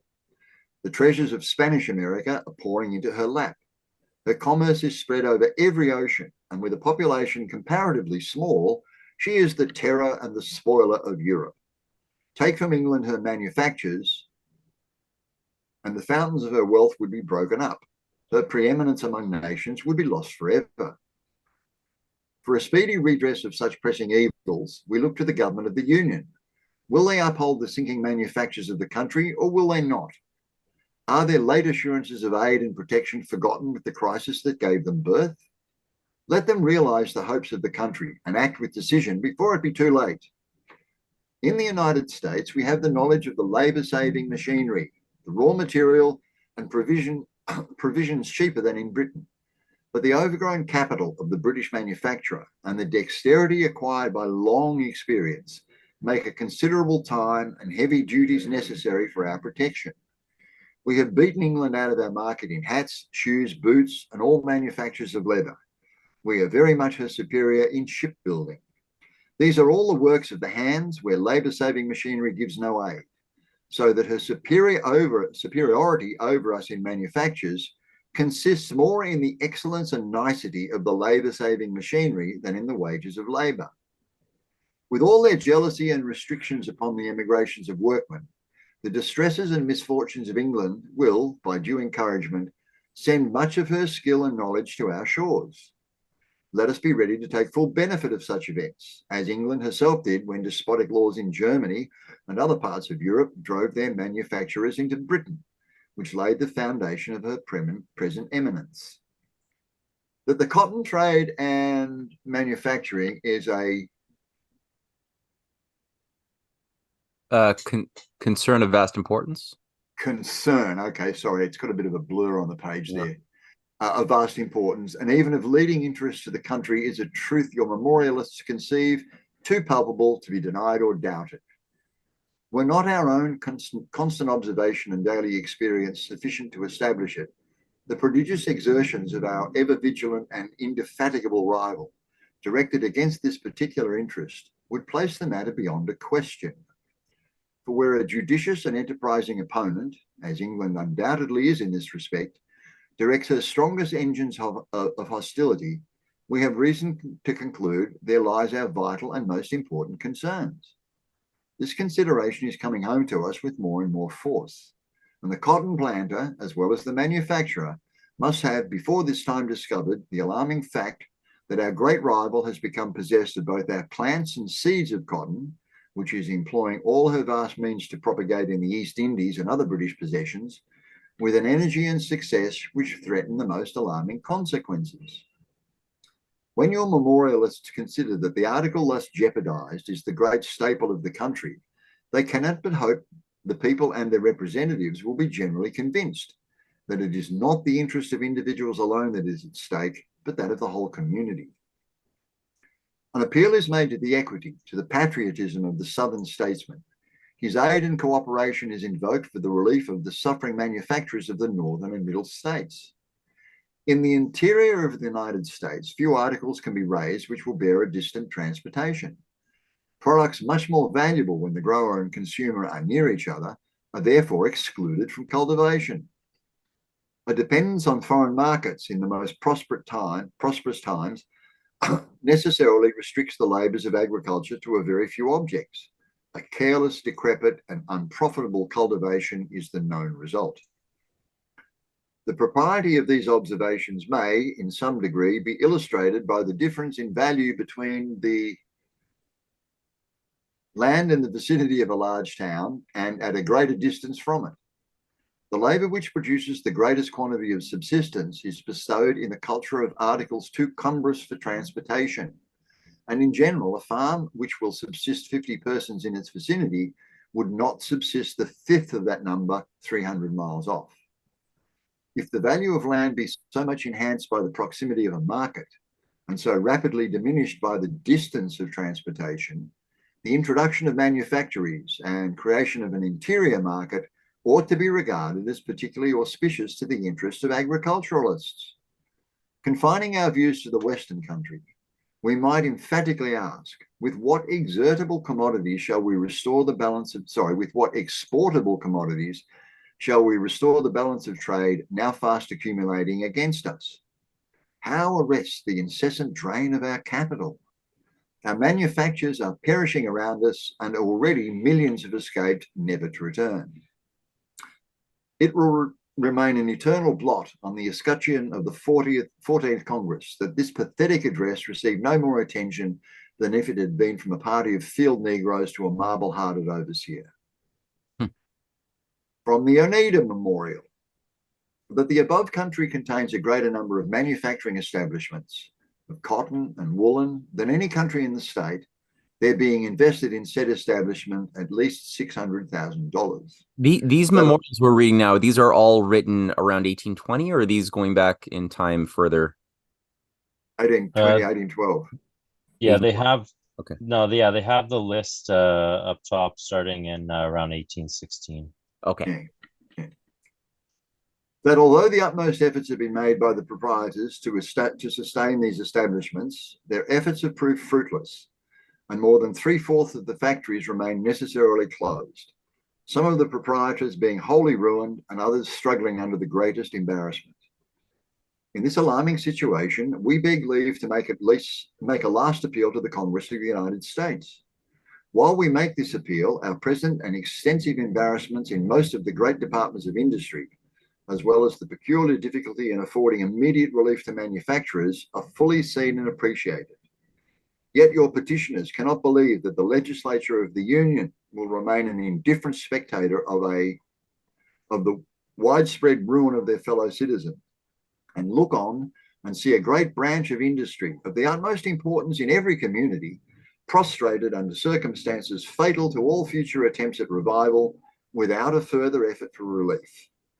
We would not magnify the subject which we now present to Congress beyond its just merits when we state it to be one of the most important to the future interests and welfare of the United States.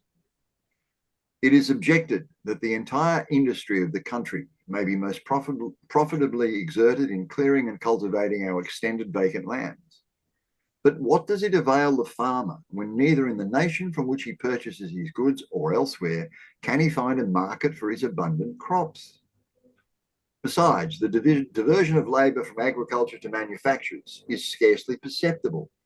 5 or 6 adults with the aid of children will manage a cotton manufactory of 2,000 spindles.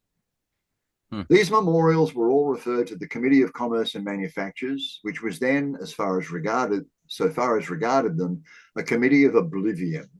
After a lapse of 2 months, that is, about the middle of February, a bill for the relief of the ironmasters was reported, read twice, and suffered to die a natural death, having never been called up for a third reading. All the other memorials passed wholly unnoticed and were never even reported on by the committee. What renders this procedure the more revolting is that some of them were from large bodies of men of the first respectability. That from New York was signed by the governor of the state and other eminent characters. And moreover, many of the petitioners had agents at Washington to advocate their claims. the Senate displayed the same culpable disregard of the applications.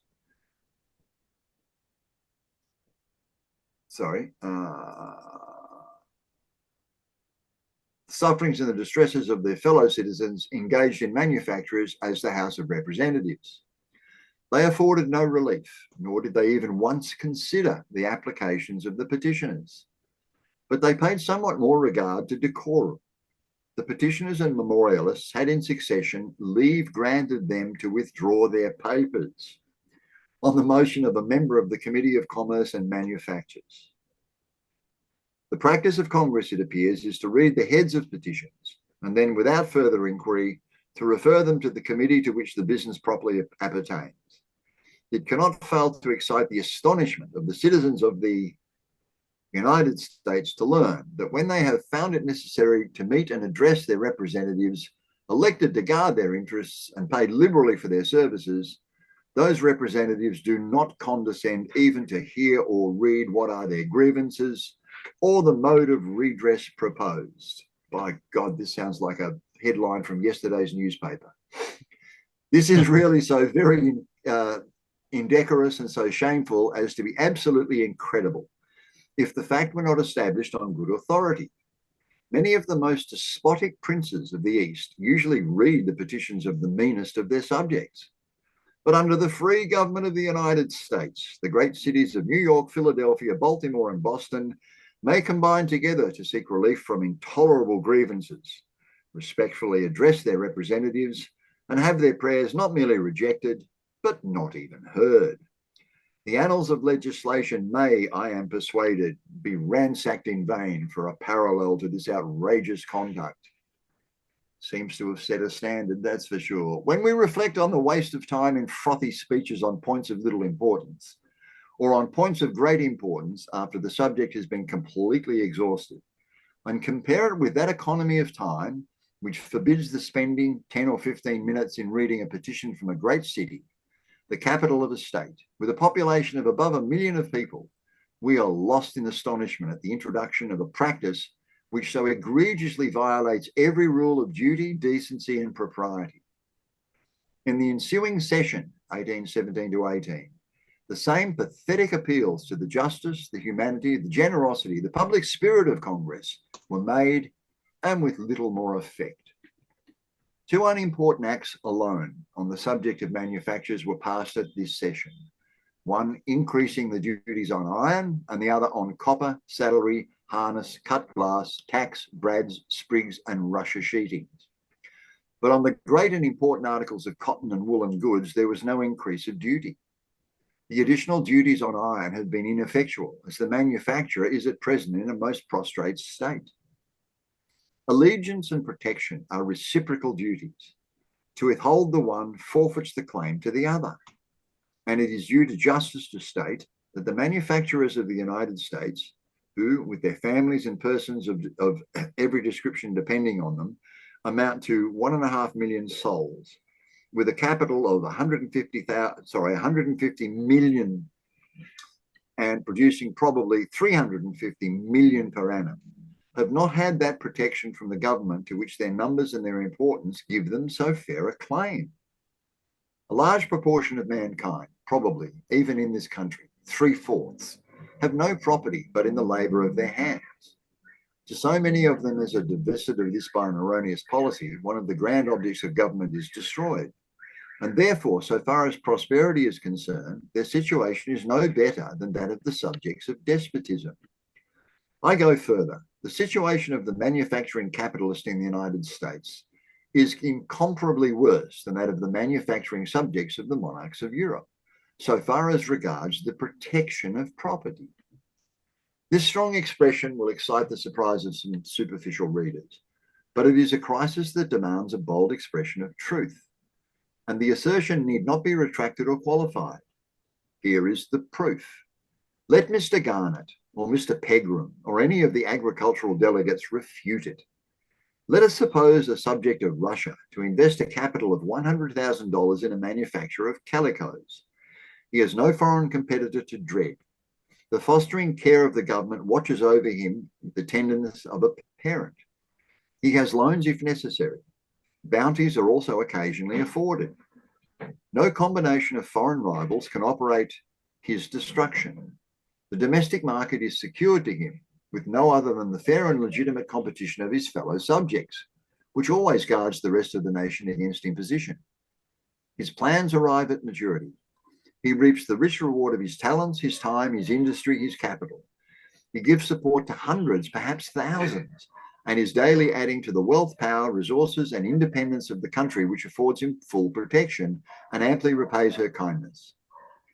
Let us turn from this delightful picture of fostering and tender care under a despotism to the wretched, depressed, and vilified American capitalist under a government which in its principles is really and truly the best that ever existed. He invests $100,000 in a similar establishment, engages hundreds of people in a useful and profitable manufacture, finally conquers all the various difficulties that new undertakings have to encounter, and brings his fabric to market in the hope of that reward to which industry, capital, and talent have so far acclaimed. Alas, he has to meet not only the competition of his fellow citizens, but of all the manufacturing world. While he is excluded absolutely by prohibition or virtually by prohibitory duties from nearly all the markets in Europe, and indeed elsewhere, the East Indies, England, France, and Italy divide the home market with him, which is crowded with cargoes of similar articles by the cupidity or the distresses, but as often by the stratagems of foreign manufacturers, in order to overwhelm him and secure the market ultimately to themselves. Their goods are sent to Vendu and sacrificed below prime cost in Europe. His cannot find a market, but at a sacrifice which ruins him.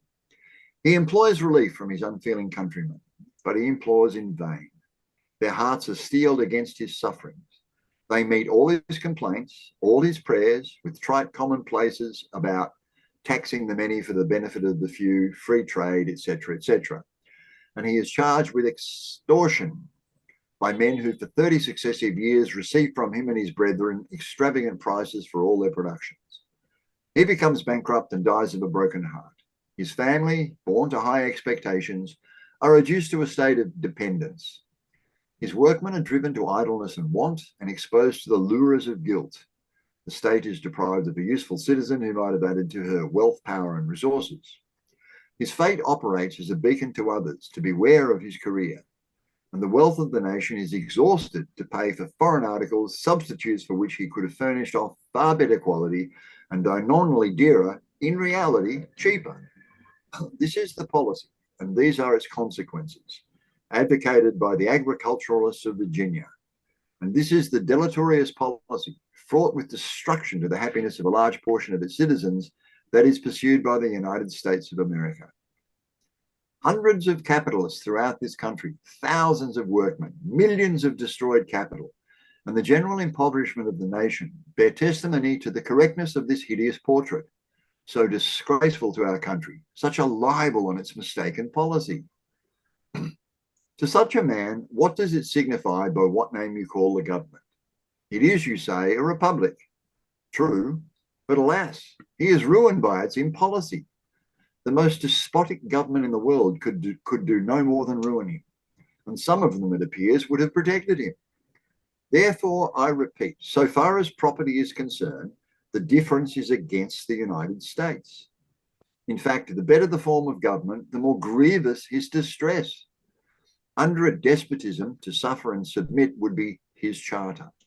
But to be mocked and deluded with the promise of equal rights and equal protection under a free government, and unfeelingly consigned to destruction by his own fellow citizens and representatives, by the men whom he has clothed with the power to destroy him, barbs the dart with tenfold keenness. Having submitted this portrait to the citizens of the United States, I ask whether there be a greater contrast between the conduct of a fond mother towards her only and darling child and that of a rigorous stepmother towards a stepchild, which interferes with her views towards her own offspring, than there is between the treatment of manufacturers in Russia and in the United States. If these views be unpalatable, the fault is not mine. Let those answer for them who have rendered their exposure necessary. Their truth can be judicially proved. The situation of a very considerable portion of our citizens is far worse than in the colonial state. They had then no competitors in the markets of their country but their fellow subjects of Great Britain. Now they have competitors from almost every part of Europe and from East Indies. The case of the paper makers affords a striking illustration of this position. One half of them in the middle states are ruined, which little comes to this market. Sorry, not by the importation of British paper, of which little comes to this market, but by French and Italian, with which our markets were deluged for 2 or 3 years after the war. Great. Very good. Excellent reading, Paul. I'm glad you've recovered. Yeah, me too. That was fun. It's so much fun to read, something, the setting, the timing, and to realize that the kind of problems that these guys are discussing are not altogether different from the kind of problems that are around us today. They're just more concentrated and whatever. But, the interests of agriculturalists, the South generally, let's say, and I'm being very general there, but that their interests could dominate the Parliament, the Congress, to the degree that is being described by Mr. Carey here is eye-opening. It really is eye-opening. Yeah. Yeah, there's a lot of parallels of the destruction of manufacturing that he's describing here, and the destruction of our manufacturing base in the last 30 years with NAFTA. Yeah, and, exactly. The Rust Belt, what's called the Rust Belt in America that largely voted for Trump. I mean, it's a big reason why Trump was elected, because all these Rust Belt states, they had hope in Obama, and Obama just let them down. They were so desperate by 2016 that Trump came in and said, Trump actually he gave a speech on Henry Clay and the American system in the campaign of 2015 or 2016. I don't remember which year. He called it out by name that because Trump was for increasing tariffs, he was against NAFTA, and so all these people were in these depressed areas where all of this manufacturing had gone overseas. They really latched onto that. It really resonated with them. On the other thing that's you mentioned the parallels to that time, but also just the amount of time that America hasn't really been very free. I mean, people are always talking about it, but it's a long time. It's staggering. Also, I think that he makes the point that you say quite often, Matt, is it's not the form of government. It's how the government treats its citizens and what it can do, and that government is just a tool. And I hear you say that a lot. Yeah, the contrast between the despotic Russians and the Americans of the time is the obvious one there, Susan. Yeah, exactly. Because you have to ask yourself a question: what most people want. Do they want results, or they want a procedure that can be manipulated very easily by a plutocratic oligarchy? Mm-hmm. I know it's an old stuff, but you know that in England in the 18th and 19th century they made dead people vote. But I think all of you know that. I think they're still doing it, mate.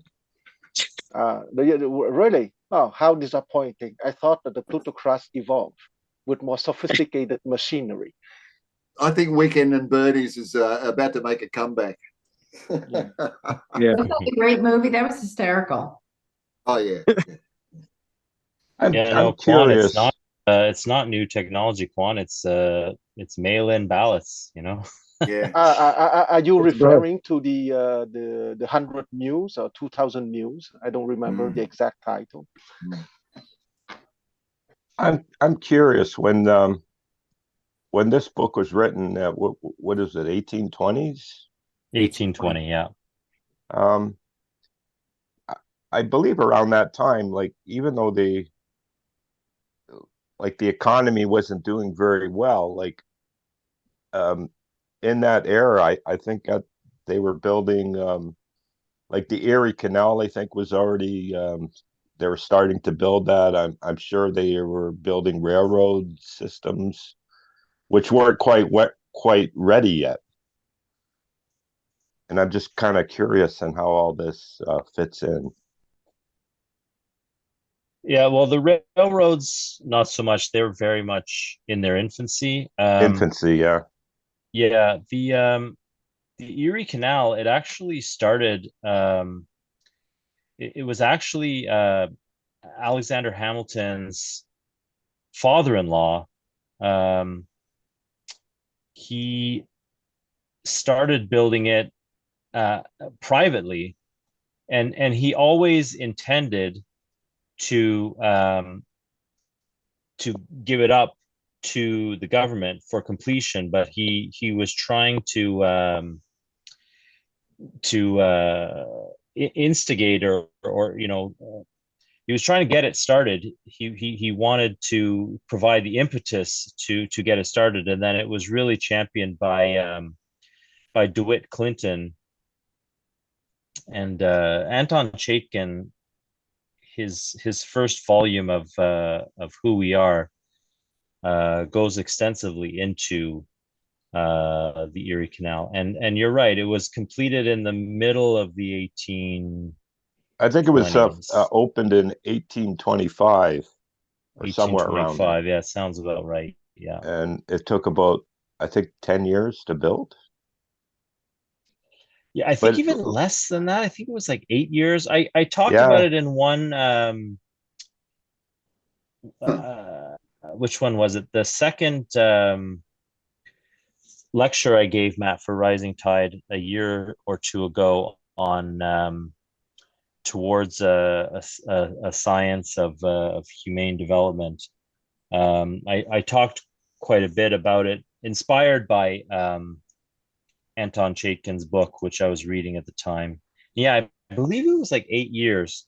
And I quoted, I can't remember who the politician was, short-sighted politician, the quote from around that time, 1817, saying that it might be possible to build the Erie Canal 100 years from now. And then 8 years later, it was completely finished. Did the government have anything to do with that, or it's just all private? No, it was championed by DeWitt Clinton, who was the governor of New York. And some of his enemies denigrated him for it, kind of like the Louisiana Purchase and later Seward's purchase of Alaska. Short-sightedness, can't really see the possibilities, but the Erie Canal very quickly became a huge success. And it was really fundamental because before the Erie Canal, New York State was largely mercantile. So the port of New York City was used for exporting raw materials like cotton and tobacco and things like that to Europe and other places in the Caribbean. There was New York State was the last in the North to abolish slavery. Like, for example, Vermont and other states in the North started abolishing slavery right after the I believe it was the Declaration of Independence with Vermont. But like very quickly during the Revolution, the North started abolishing slavery one by one in the states. But New York was the last holdout because it was so tied to the what is called in Matthew Carey's book the agriculturalists and just raw goods production and export. And then with the Erie Canal, New York kind of flipped and became an industrial powerhouse within a decade or two of the Erie Canal being completed. Like happened overnight.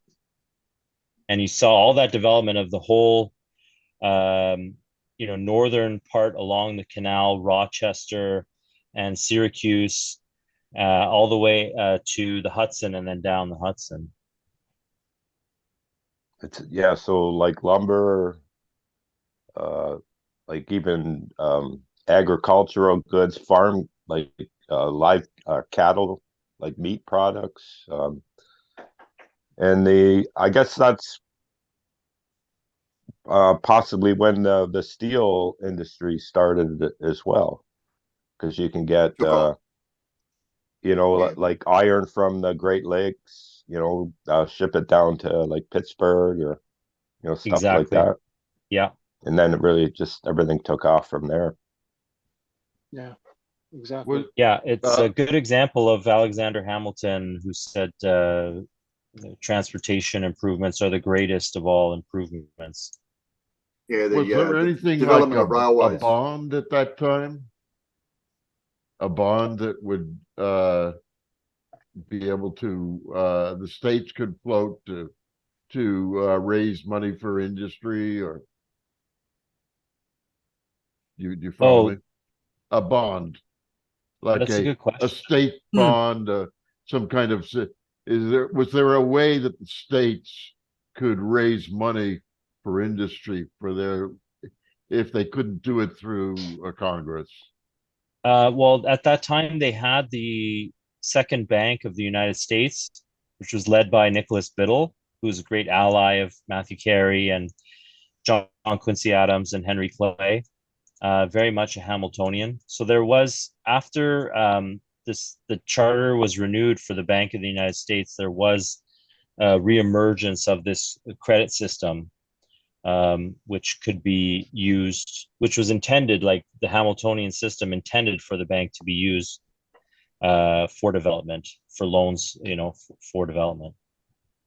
Yeah. Okay, so the And states they did have had some power. they had tolls on the Erie Canal, which helped to pay it off. It helped to pay New York State to pay off the debt. Because there was a lot of private companies, right, that built the Erie Canal. It wasn't purely, yeah. Yeah, it was financed by the state, but of course, even today, when the state undergoes a massive construction project, it's private construction firms which benefit, right? The state doesn't have its own construction firms. It contracts it out to private engineering. So even like infrastructure projects today, we see the benefits of it in developing, your concrete and cement industries, your engineering firms, your construction firms. All of those benefit largely when you have a government which is focused on in what used to be called back then internal improvements, infrastructure development. But that would be And it's not just industrialists, but farmers and other people made great use of the Erie Canal. It greatly expanded markets for the entire state. Yeah, but that would be for integrated economy. And I would like to read the 2 lines from the last chapter that I like very much, because I never saw such a short refutation of the free trade as the conceptual propaganda for the rent extracting plutocracy. And it's not very long. I read it. England never suffered a foreign government or a combination of foreign capitalists. Okay, it's very short, but it's the essential of the fact that you should never believe the propaganda of the notion of free trade, because that is precisely the core concept for the rent extracting plutocracy. What's happened to be Anglo-American since the last 2 centuries, but history could have created another plutocracy of another ethnic origin. So I don't want to be too bad on the Anglo-American component. I just want to insist on the plutocratic component. So any plutocracy would have used free trade as a conceptual propaganda. And those 2 lines, England or any country having created a powerful plutocracy, never suffer a foreign government or combination of foreign capitalists. At the same time, it gives the treatment to the problem too. If you don't want to be enslaved, well, you have to create the tools of power for you not to suffer a foreign government or a combination of foreign capitalists.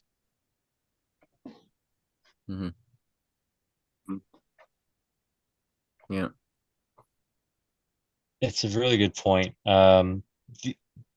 Yeah, I get what you're saying about Anglo-American, like oligarchy and these like parasitical rentier financier classes. They're a universal evil. It's not unique to England. I mean, we know that um, Absolutely. prior to England, it was centered in the Netherlands, and prior to that, it was centered in Venice.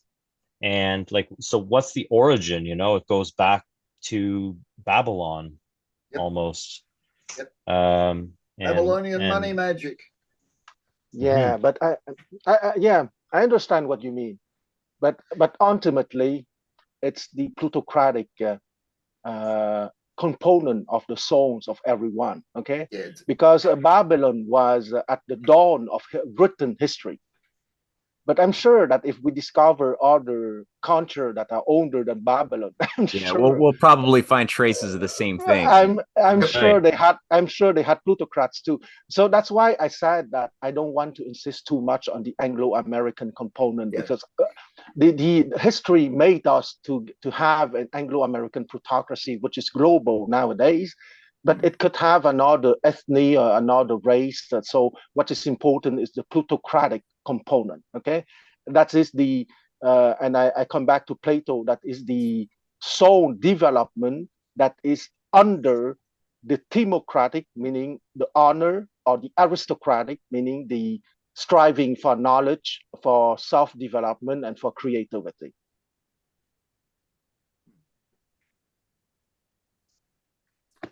Yep. Yeah, Agreed. the oligarchs of old Quan were the priestly class. Exactly, exactly. And that's why I wanted to read those two lines, because it's so good. Oh, yeah. It's the perfect refutation in less than 12 Yeah. words that the Yeah. free trade, the concept, is the Mhm. propaganda for the rent extracting plutocracy of any nationality and of any race. Yeah. Yeah, I felt that when I was reading it. Well, free trade, it just means you have to accept the other country's goods, whether you want them or not, and you it's illegal to put a tariff on it. Well, That's like it would be fair if all nations are equal in power and in possibility. Okay, but that ideal situation simply doesn't exist. Yeah. In real life of flesh and blood, it doesn't exist at any moment of history. That's why I mentioned the Charter of the United Nations an hour ago, because, okay, maybe I might be mistaken, but I think that there will be always nations who are more powerful. Okay, so it's not a question of wanting to make people perfectly equal, because I don't think it's possible, but rather to have an aristocratic attitude that the powerful would not exploit the weak and the small. Yeah. but free trade as it exists now, it's basically you're signing a piece of paper and you got to stick by it. I think like in China with the opium, they had, Oh yeah. isn't it true they had to accept that opium? It's not even a free trade. It was a war. Okay, The but barrel of a gun, yeah. so it was gunboat diplomacy. It's not Okay. free trade. At least with free trade, you have a hypocrisy that supposedly it's equal, even if it's not equal. Okay, free trade is, I would say, the example of Niger, for example. Okay, and I'm not bashing the French here. Okay, could be any other nation. The French would come to Niger saying, "Well, we have the technology, but we will not transfer that technology to you. But the free trade is you are free to sell your uranium at 11 euros per ton, but we will extract the difference because we will sell it at 300 euros a ton. We subtract the 11 euros a ton that we give you, and we keep 289 euros per ton for us." Okay, that is an example of contemporary free trade.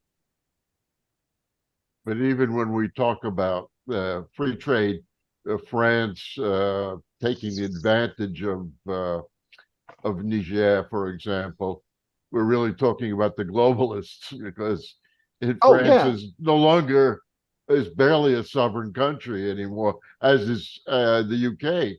It's all mostly globalist. You have a Well, my dear few. Bob, Go I'm ahead. sorry to interrupt you, but of course that France is not a sovereign country. Okay, you know my concept of the KFC Azrael, the kakistocratic feudal conglomerate of the Anglo-Zio-American establishment. I said the 10 minutes ago that I don't want to bash anyone, but I'm not contesting it. That's the plutocracy that we have nowadays. It could have been another one, but the reality is that the plutocracy that we have nowadays is the KFC Azrael.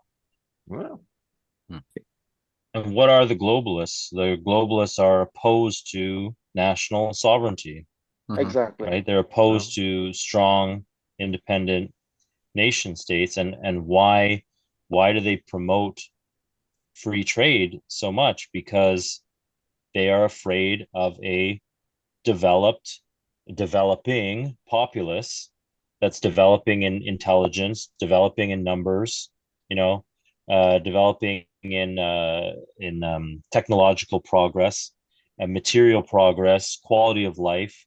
When people are numerous and when they're educated and technologically advanced, they simply become too smart to tolerate the existence of the plutocrats anymore, right? So you have to keep people few in number and ignorant and undeveloped. you can't have a large migrant population either coming in. You can compare some of the European nations, and you look at Hungary next to what's happening in Belgium, and it's a totally different story. Yeah, exactly. But I want to quote another guy. It's outside of this text, but it's in the same sense, in the sense that a government strong enough to prevent the appearance of a rent-extracting plutocracy nowadays would become authoritarian. How true too. Who was it who said that? Sorry. The excellent Michael Hudson. Right. Yeah. No, that's exactly right.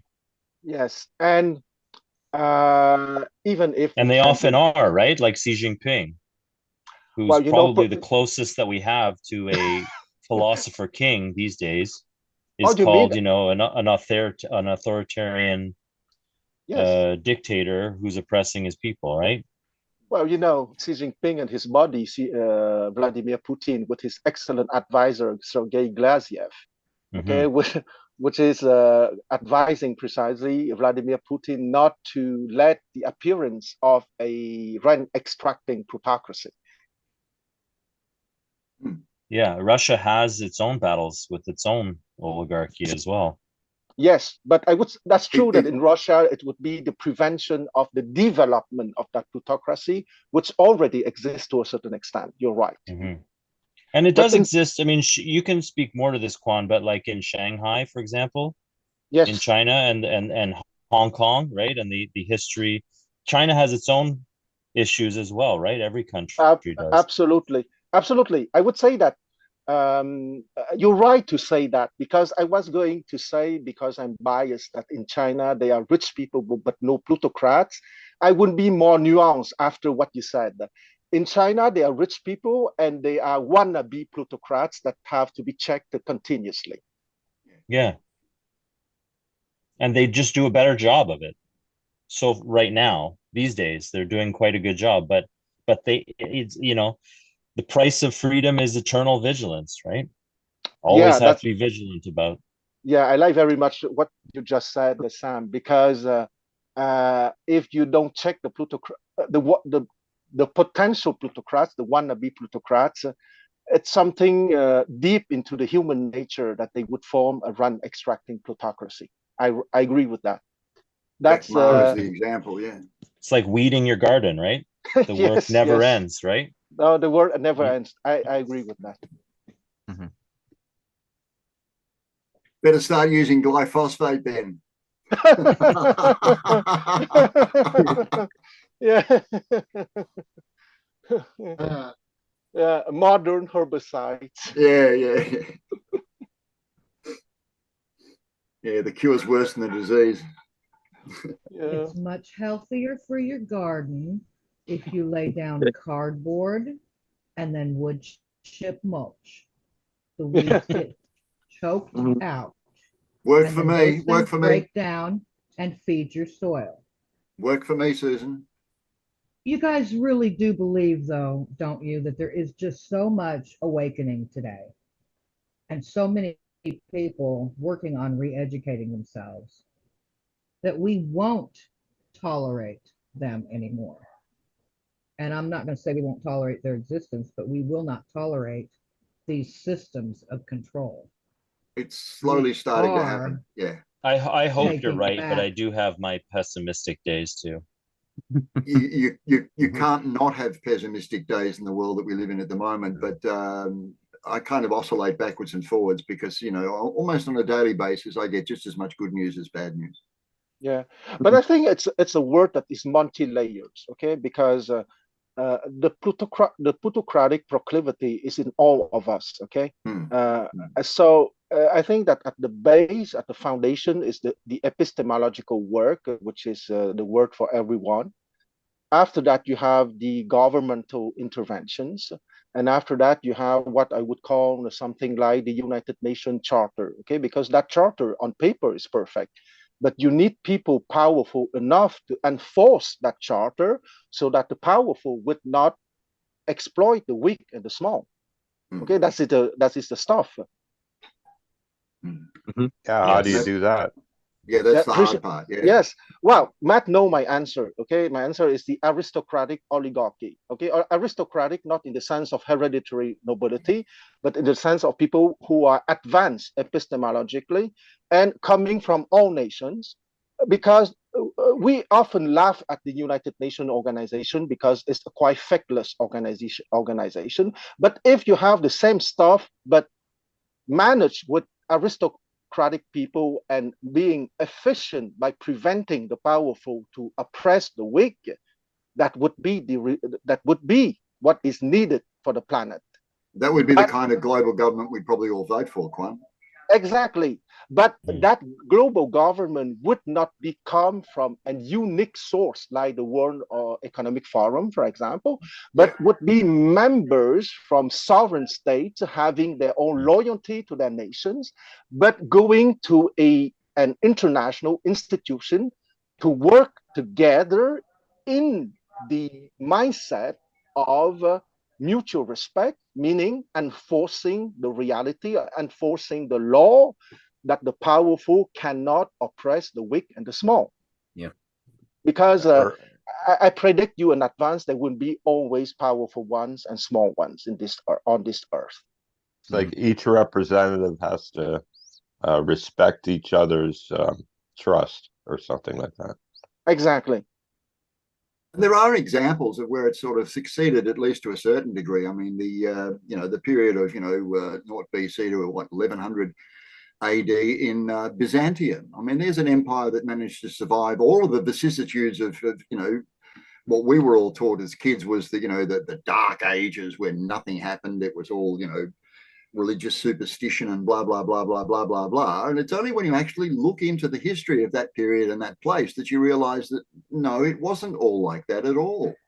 Yeah, and they actually managed to survive quite comfortably and to interact with the world around them, which was a very dangerous world, of course, for them. And they sustained their community, their ideology, their philosophy, their religion, or whatever, for a millennium. I mean, that stands as a stark example of that such things are possible. And I give another example from 1400 to 1800, so for about 400 years. China was at the center of something called the tribute system. Okay, China was the powerful guy in that corner of the planet, and she managed to maintain the balance among the different nations so that the powerful under China would not bully the weaker. And it lasted for 400 years. Yeah. Again, which proves that it can be done. And I mean, it's fraught with all sorts of problems and everything like that, usually because the powerful will always push for their own interests. I agree with you on that one. I don't see that we're going to be able to change that situation overnight. So the solution is the creation of 5 regional empires, and each head of each region will be responsible for the regulation of peace and economic prosperity. Well, I think that what we were getting at in terms of what we were coming close to at these moments that Matthew Carey was writing in Hamilton, was producing his work and so on, was a real science of economy, of political economy, that was very much tied to the, not just, the cold sciences in terms of the utility of what's necessary to ensure people thrive and don't suffer scarcity and die, but also the moral component was also inextricably tied to that, and that involves those like sort of immaterial, right, but just as real principles of dignity, justice, free, like a yearning for freedom, improvement, that are today sort of treated in a very schismed way, right? We're like, no, that's moral philosophy. You want to be an economist, you have to let go of considerations of morality to think about money and mathematics. And if you want to be a moral philosopher, then that's another thing. You can go into theology or religious studies or something. And it's like, no, we were moving towards a real understanding that this is a legitimate branch of science that involves understanding an economy of nature, doing things to get the best output with the least effort input, right? There are certain guiding principles that were shaping that entire science that involve protectionism, national banking, other things as mechanisms, but they weren't the thing themselves. And then it was derailed. But if we could actually get a proper education system that enshrines this as a branch of real science, as the queen of all sciences, holy fuck, then your ability to accelerate the creation of these like epistemologically highly developed leaders is really accentuate. Right? Yes, exactly. And an educational system that produces them. Yeah, exactly. And why I use oligarchy, okay, because I know that I use it on purpose to make you guys jump a little bit from your chair, because oligarchy simply means the power of a few, because we have to start with those few, and those who would expand with time, and with time, ideally it could involve all the population, okay, with time. But I would make the hypothesis that from about 20% of the population being aristocratic, that meaning being creative and inventive and making discovery, the situation would change dramatically, okay? And once again, I want to give the practical example from China. The present oligarchy in China is 7% of the Chinese population, 98 million people on 1,400 million people. And even not all of them are so good, okay? So maybe half of them are truly good. So it's about 3.5% of the Chinese population who was at the hem of what happened during the last 40 years.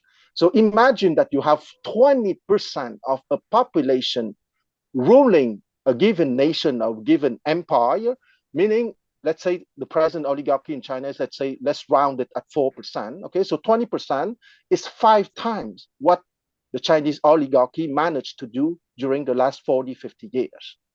Okay, it's simply not imaginable. Sadly. Study the methods that they subvert, what Matt was describing, the Hamiltonian system, whenever it emerged in the US.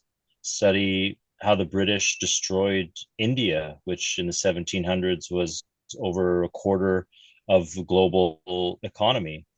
All the methods that they employed to completely destroy their very powerful domestic economy. Yeah, but I would submit that there is a difference between India and the US in the 18th century. India has been ruled by the Mongols and the Turks and the Iranians for practically since year 1000. Okay, so in 1800, the Indians were never self-autonomous in terms of government. When the British overtook in 1757, when Robert Clive was victorious at the Battle of Plassey in Bengal.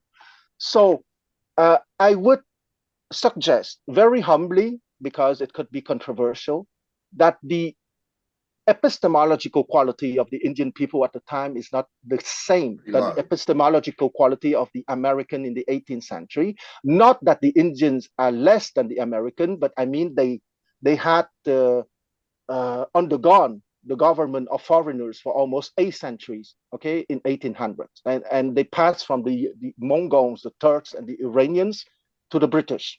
So I would say that in the case of the Indians, the subversion was very easy. Okay, would be more interesting to study is how the British Empire subverted the small American elites in the 18th century, because precisely that is the core of the problem. Okay, because we all agree that politics is above economics, and what is above politics is epistemology and education, because you cannot subvert a political elite if that political elite is incorruptible in terms of epistemological development.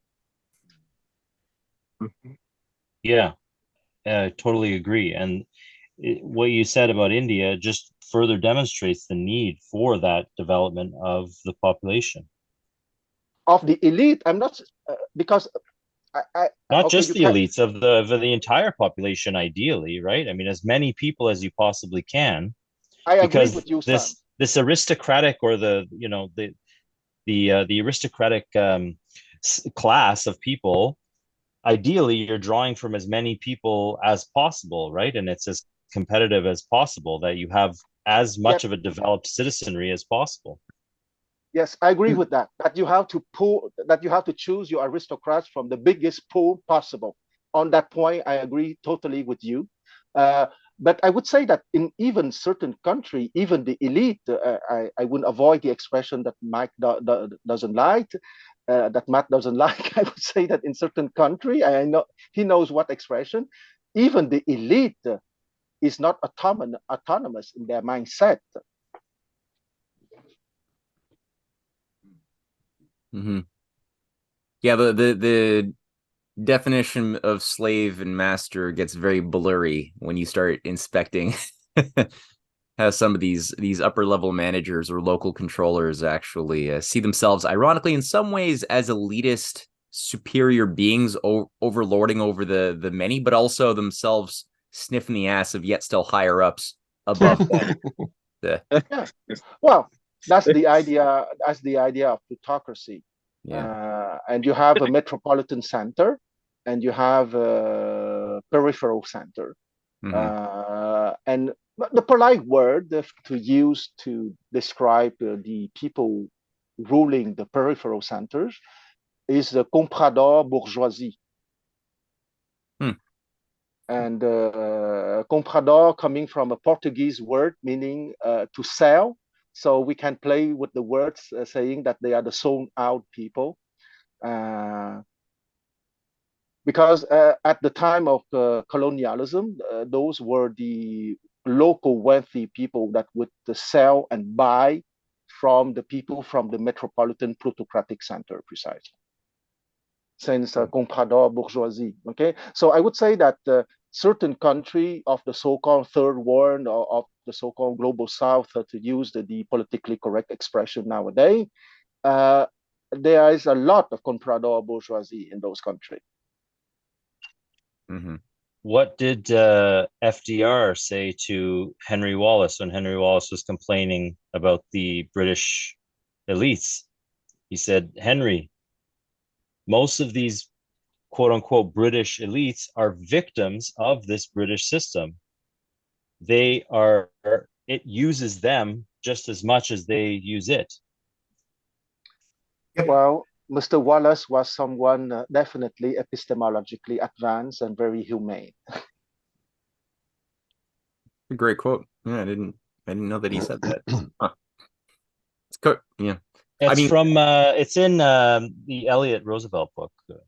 Oh yeah? Oh, cool. It's documented in there, yeah. Right on. Yeah, no, Frederick Douglass also said something similar. Cynthia was reminding me of this, that towards the later years of his life, after slavery was abolished and it was safe to travel back down to the slave states, he went to the house of his former master, who was on his deathbed, and forgave him for a lot of the abuses that he'd suffered as a slave. And he said, look, ultimately we were both victims of a system. And he really looked at upon the former master with a lot of pity. Very, very elevated, mature way of looking at the issue, because there's a lot of reason to feel a lot of injustice towards that. Pity them, forgive them, they know not what they do. But then again, take them out of power, please. Yes. Yeah. Take them down. Yeah. Put them in jail. Be practical, forgive, but remove them. Yeah, forgive, remove, make them work in a coal mine for a few decades.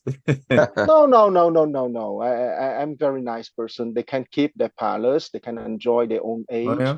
but they can no longer harm the global citizenry, and it's good enough for me. I'll Timeless. compromise on that one too. Okay, I agree with you. Okay, let's let them stay in their palace and just not make policy.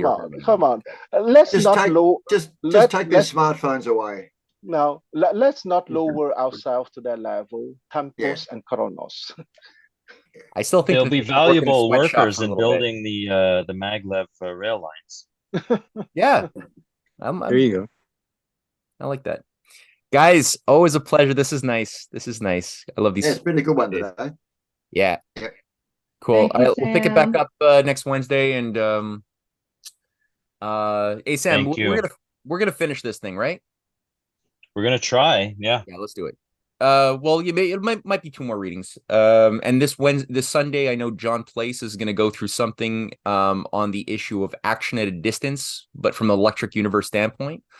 So that'll be this Sunday at 2 p.m. And yeah, we'll go from there. So, guys, thank you. Catch you next week, folks. Thank you. Bye now. Good night. Thanks all. Good night. All right.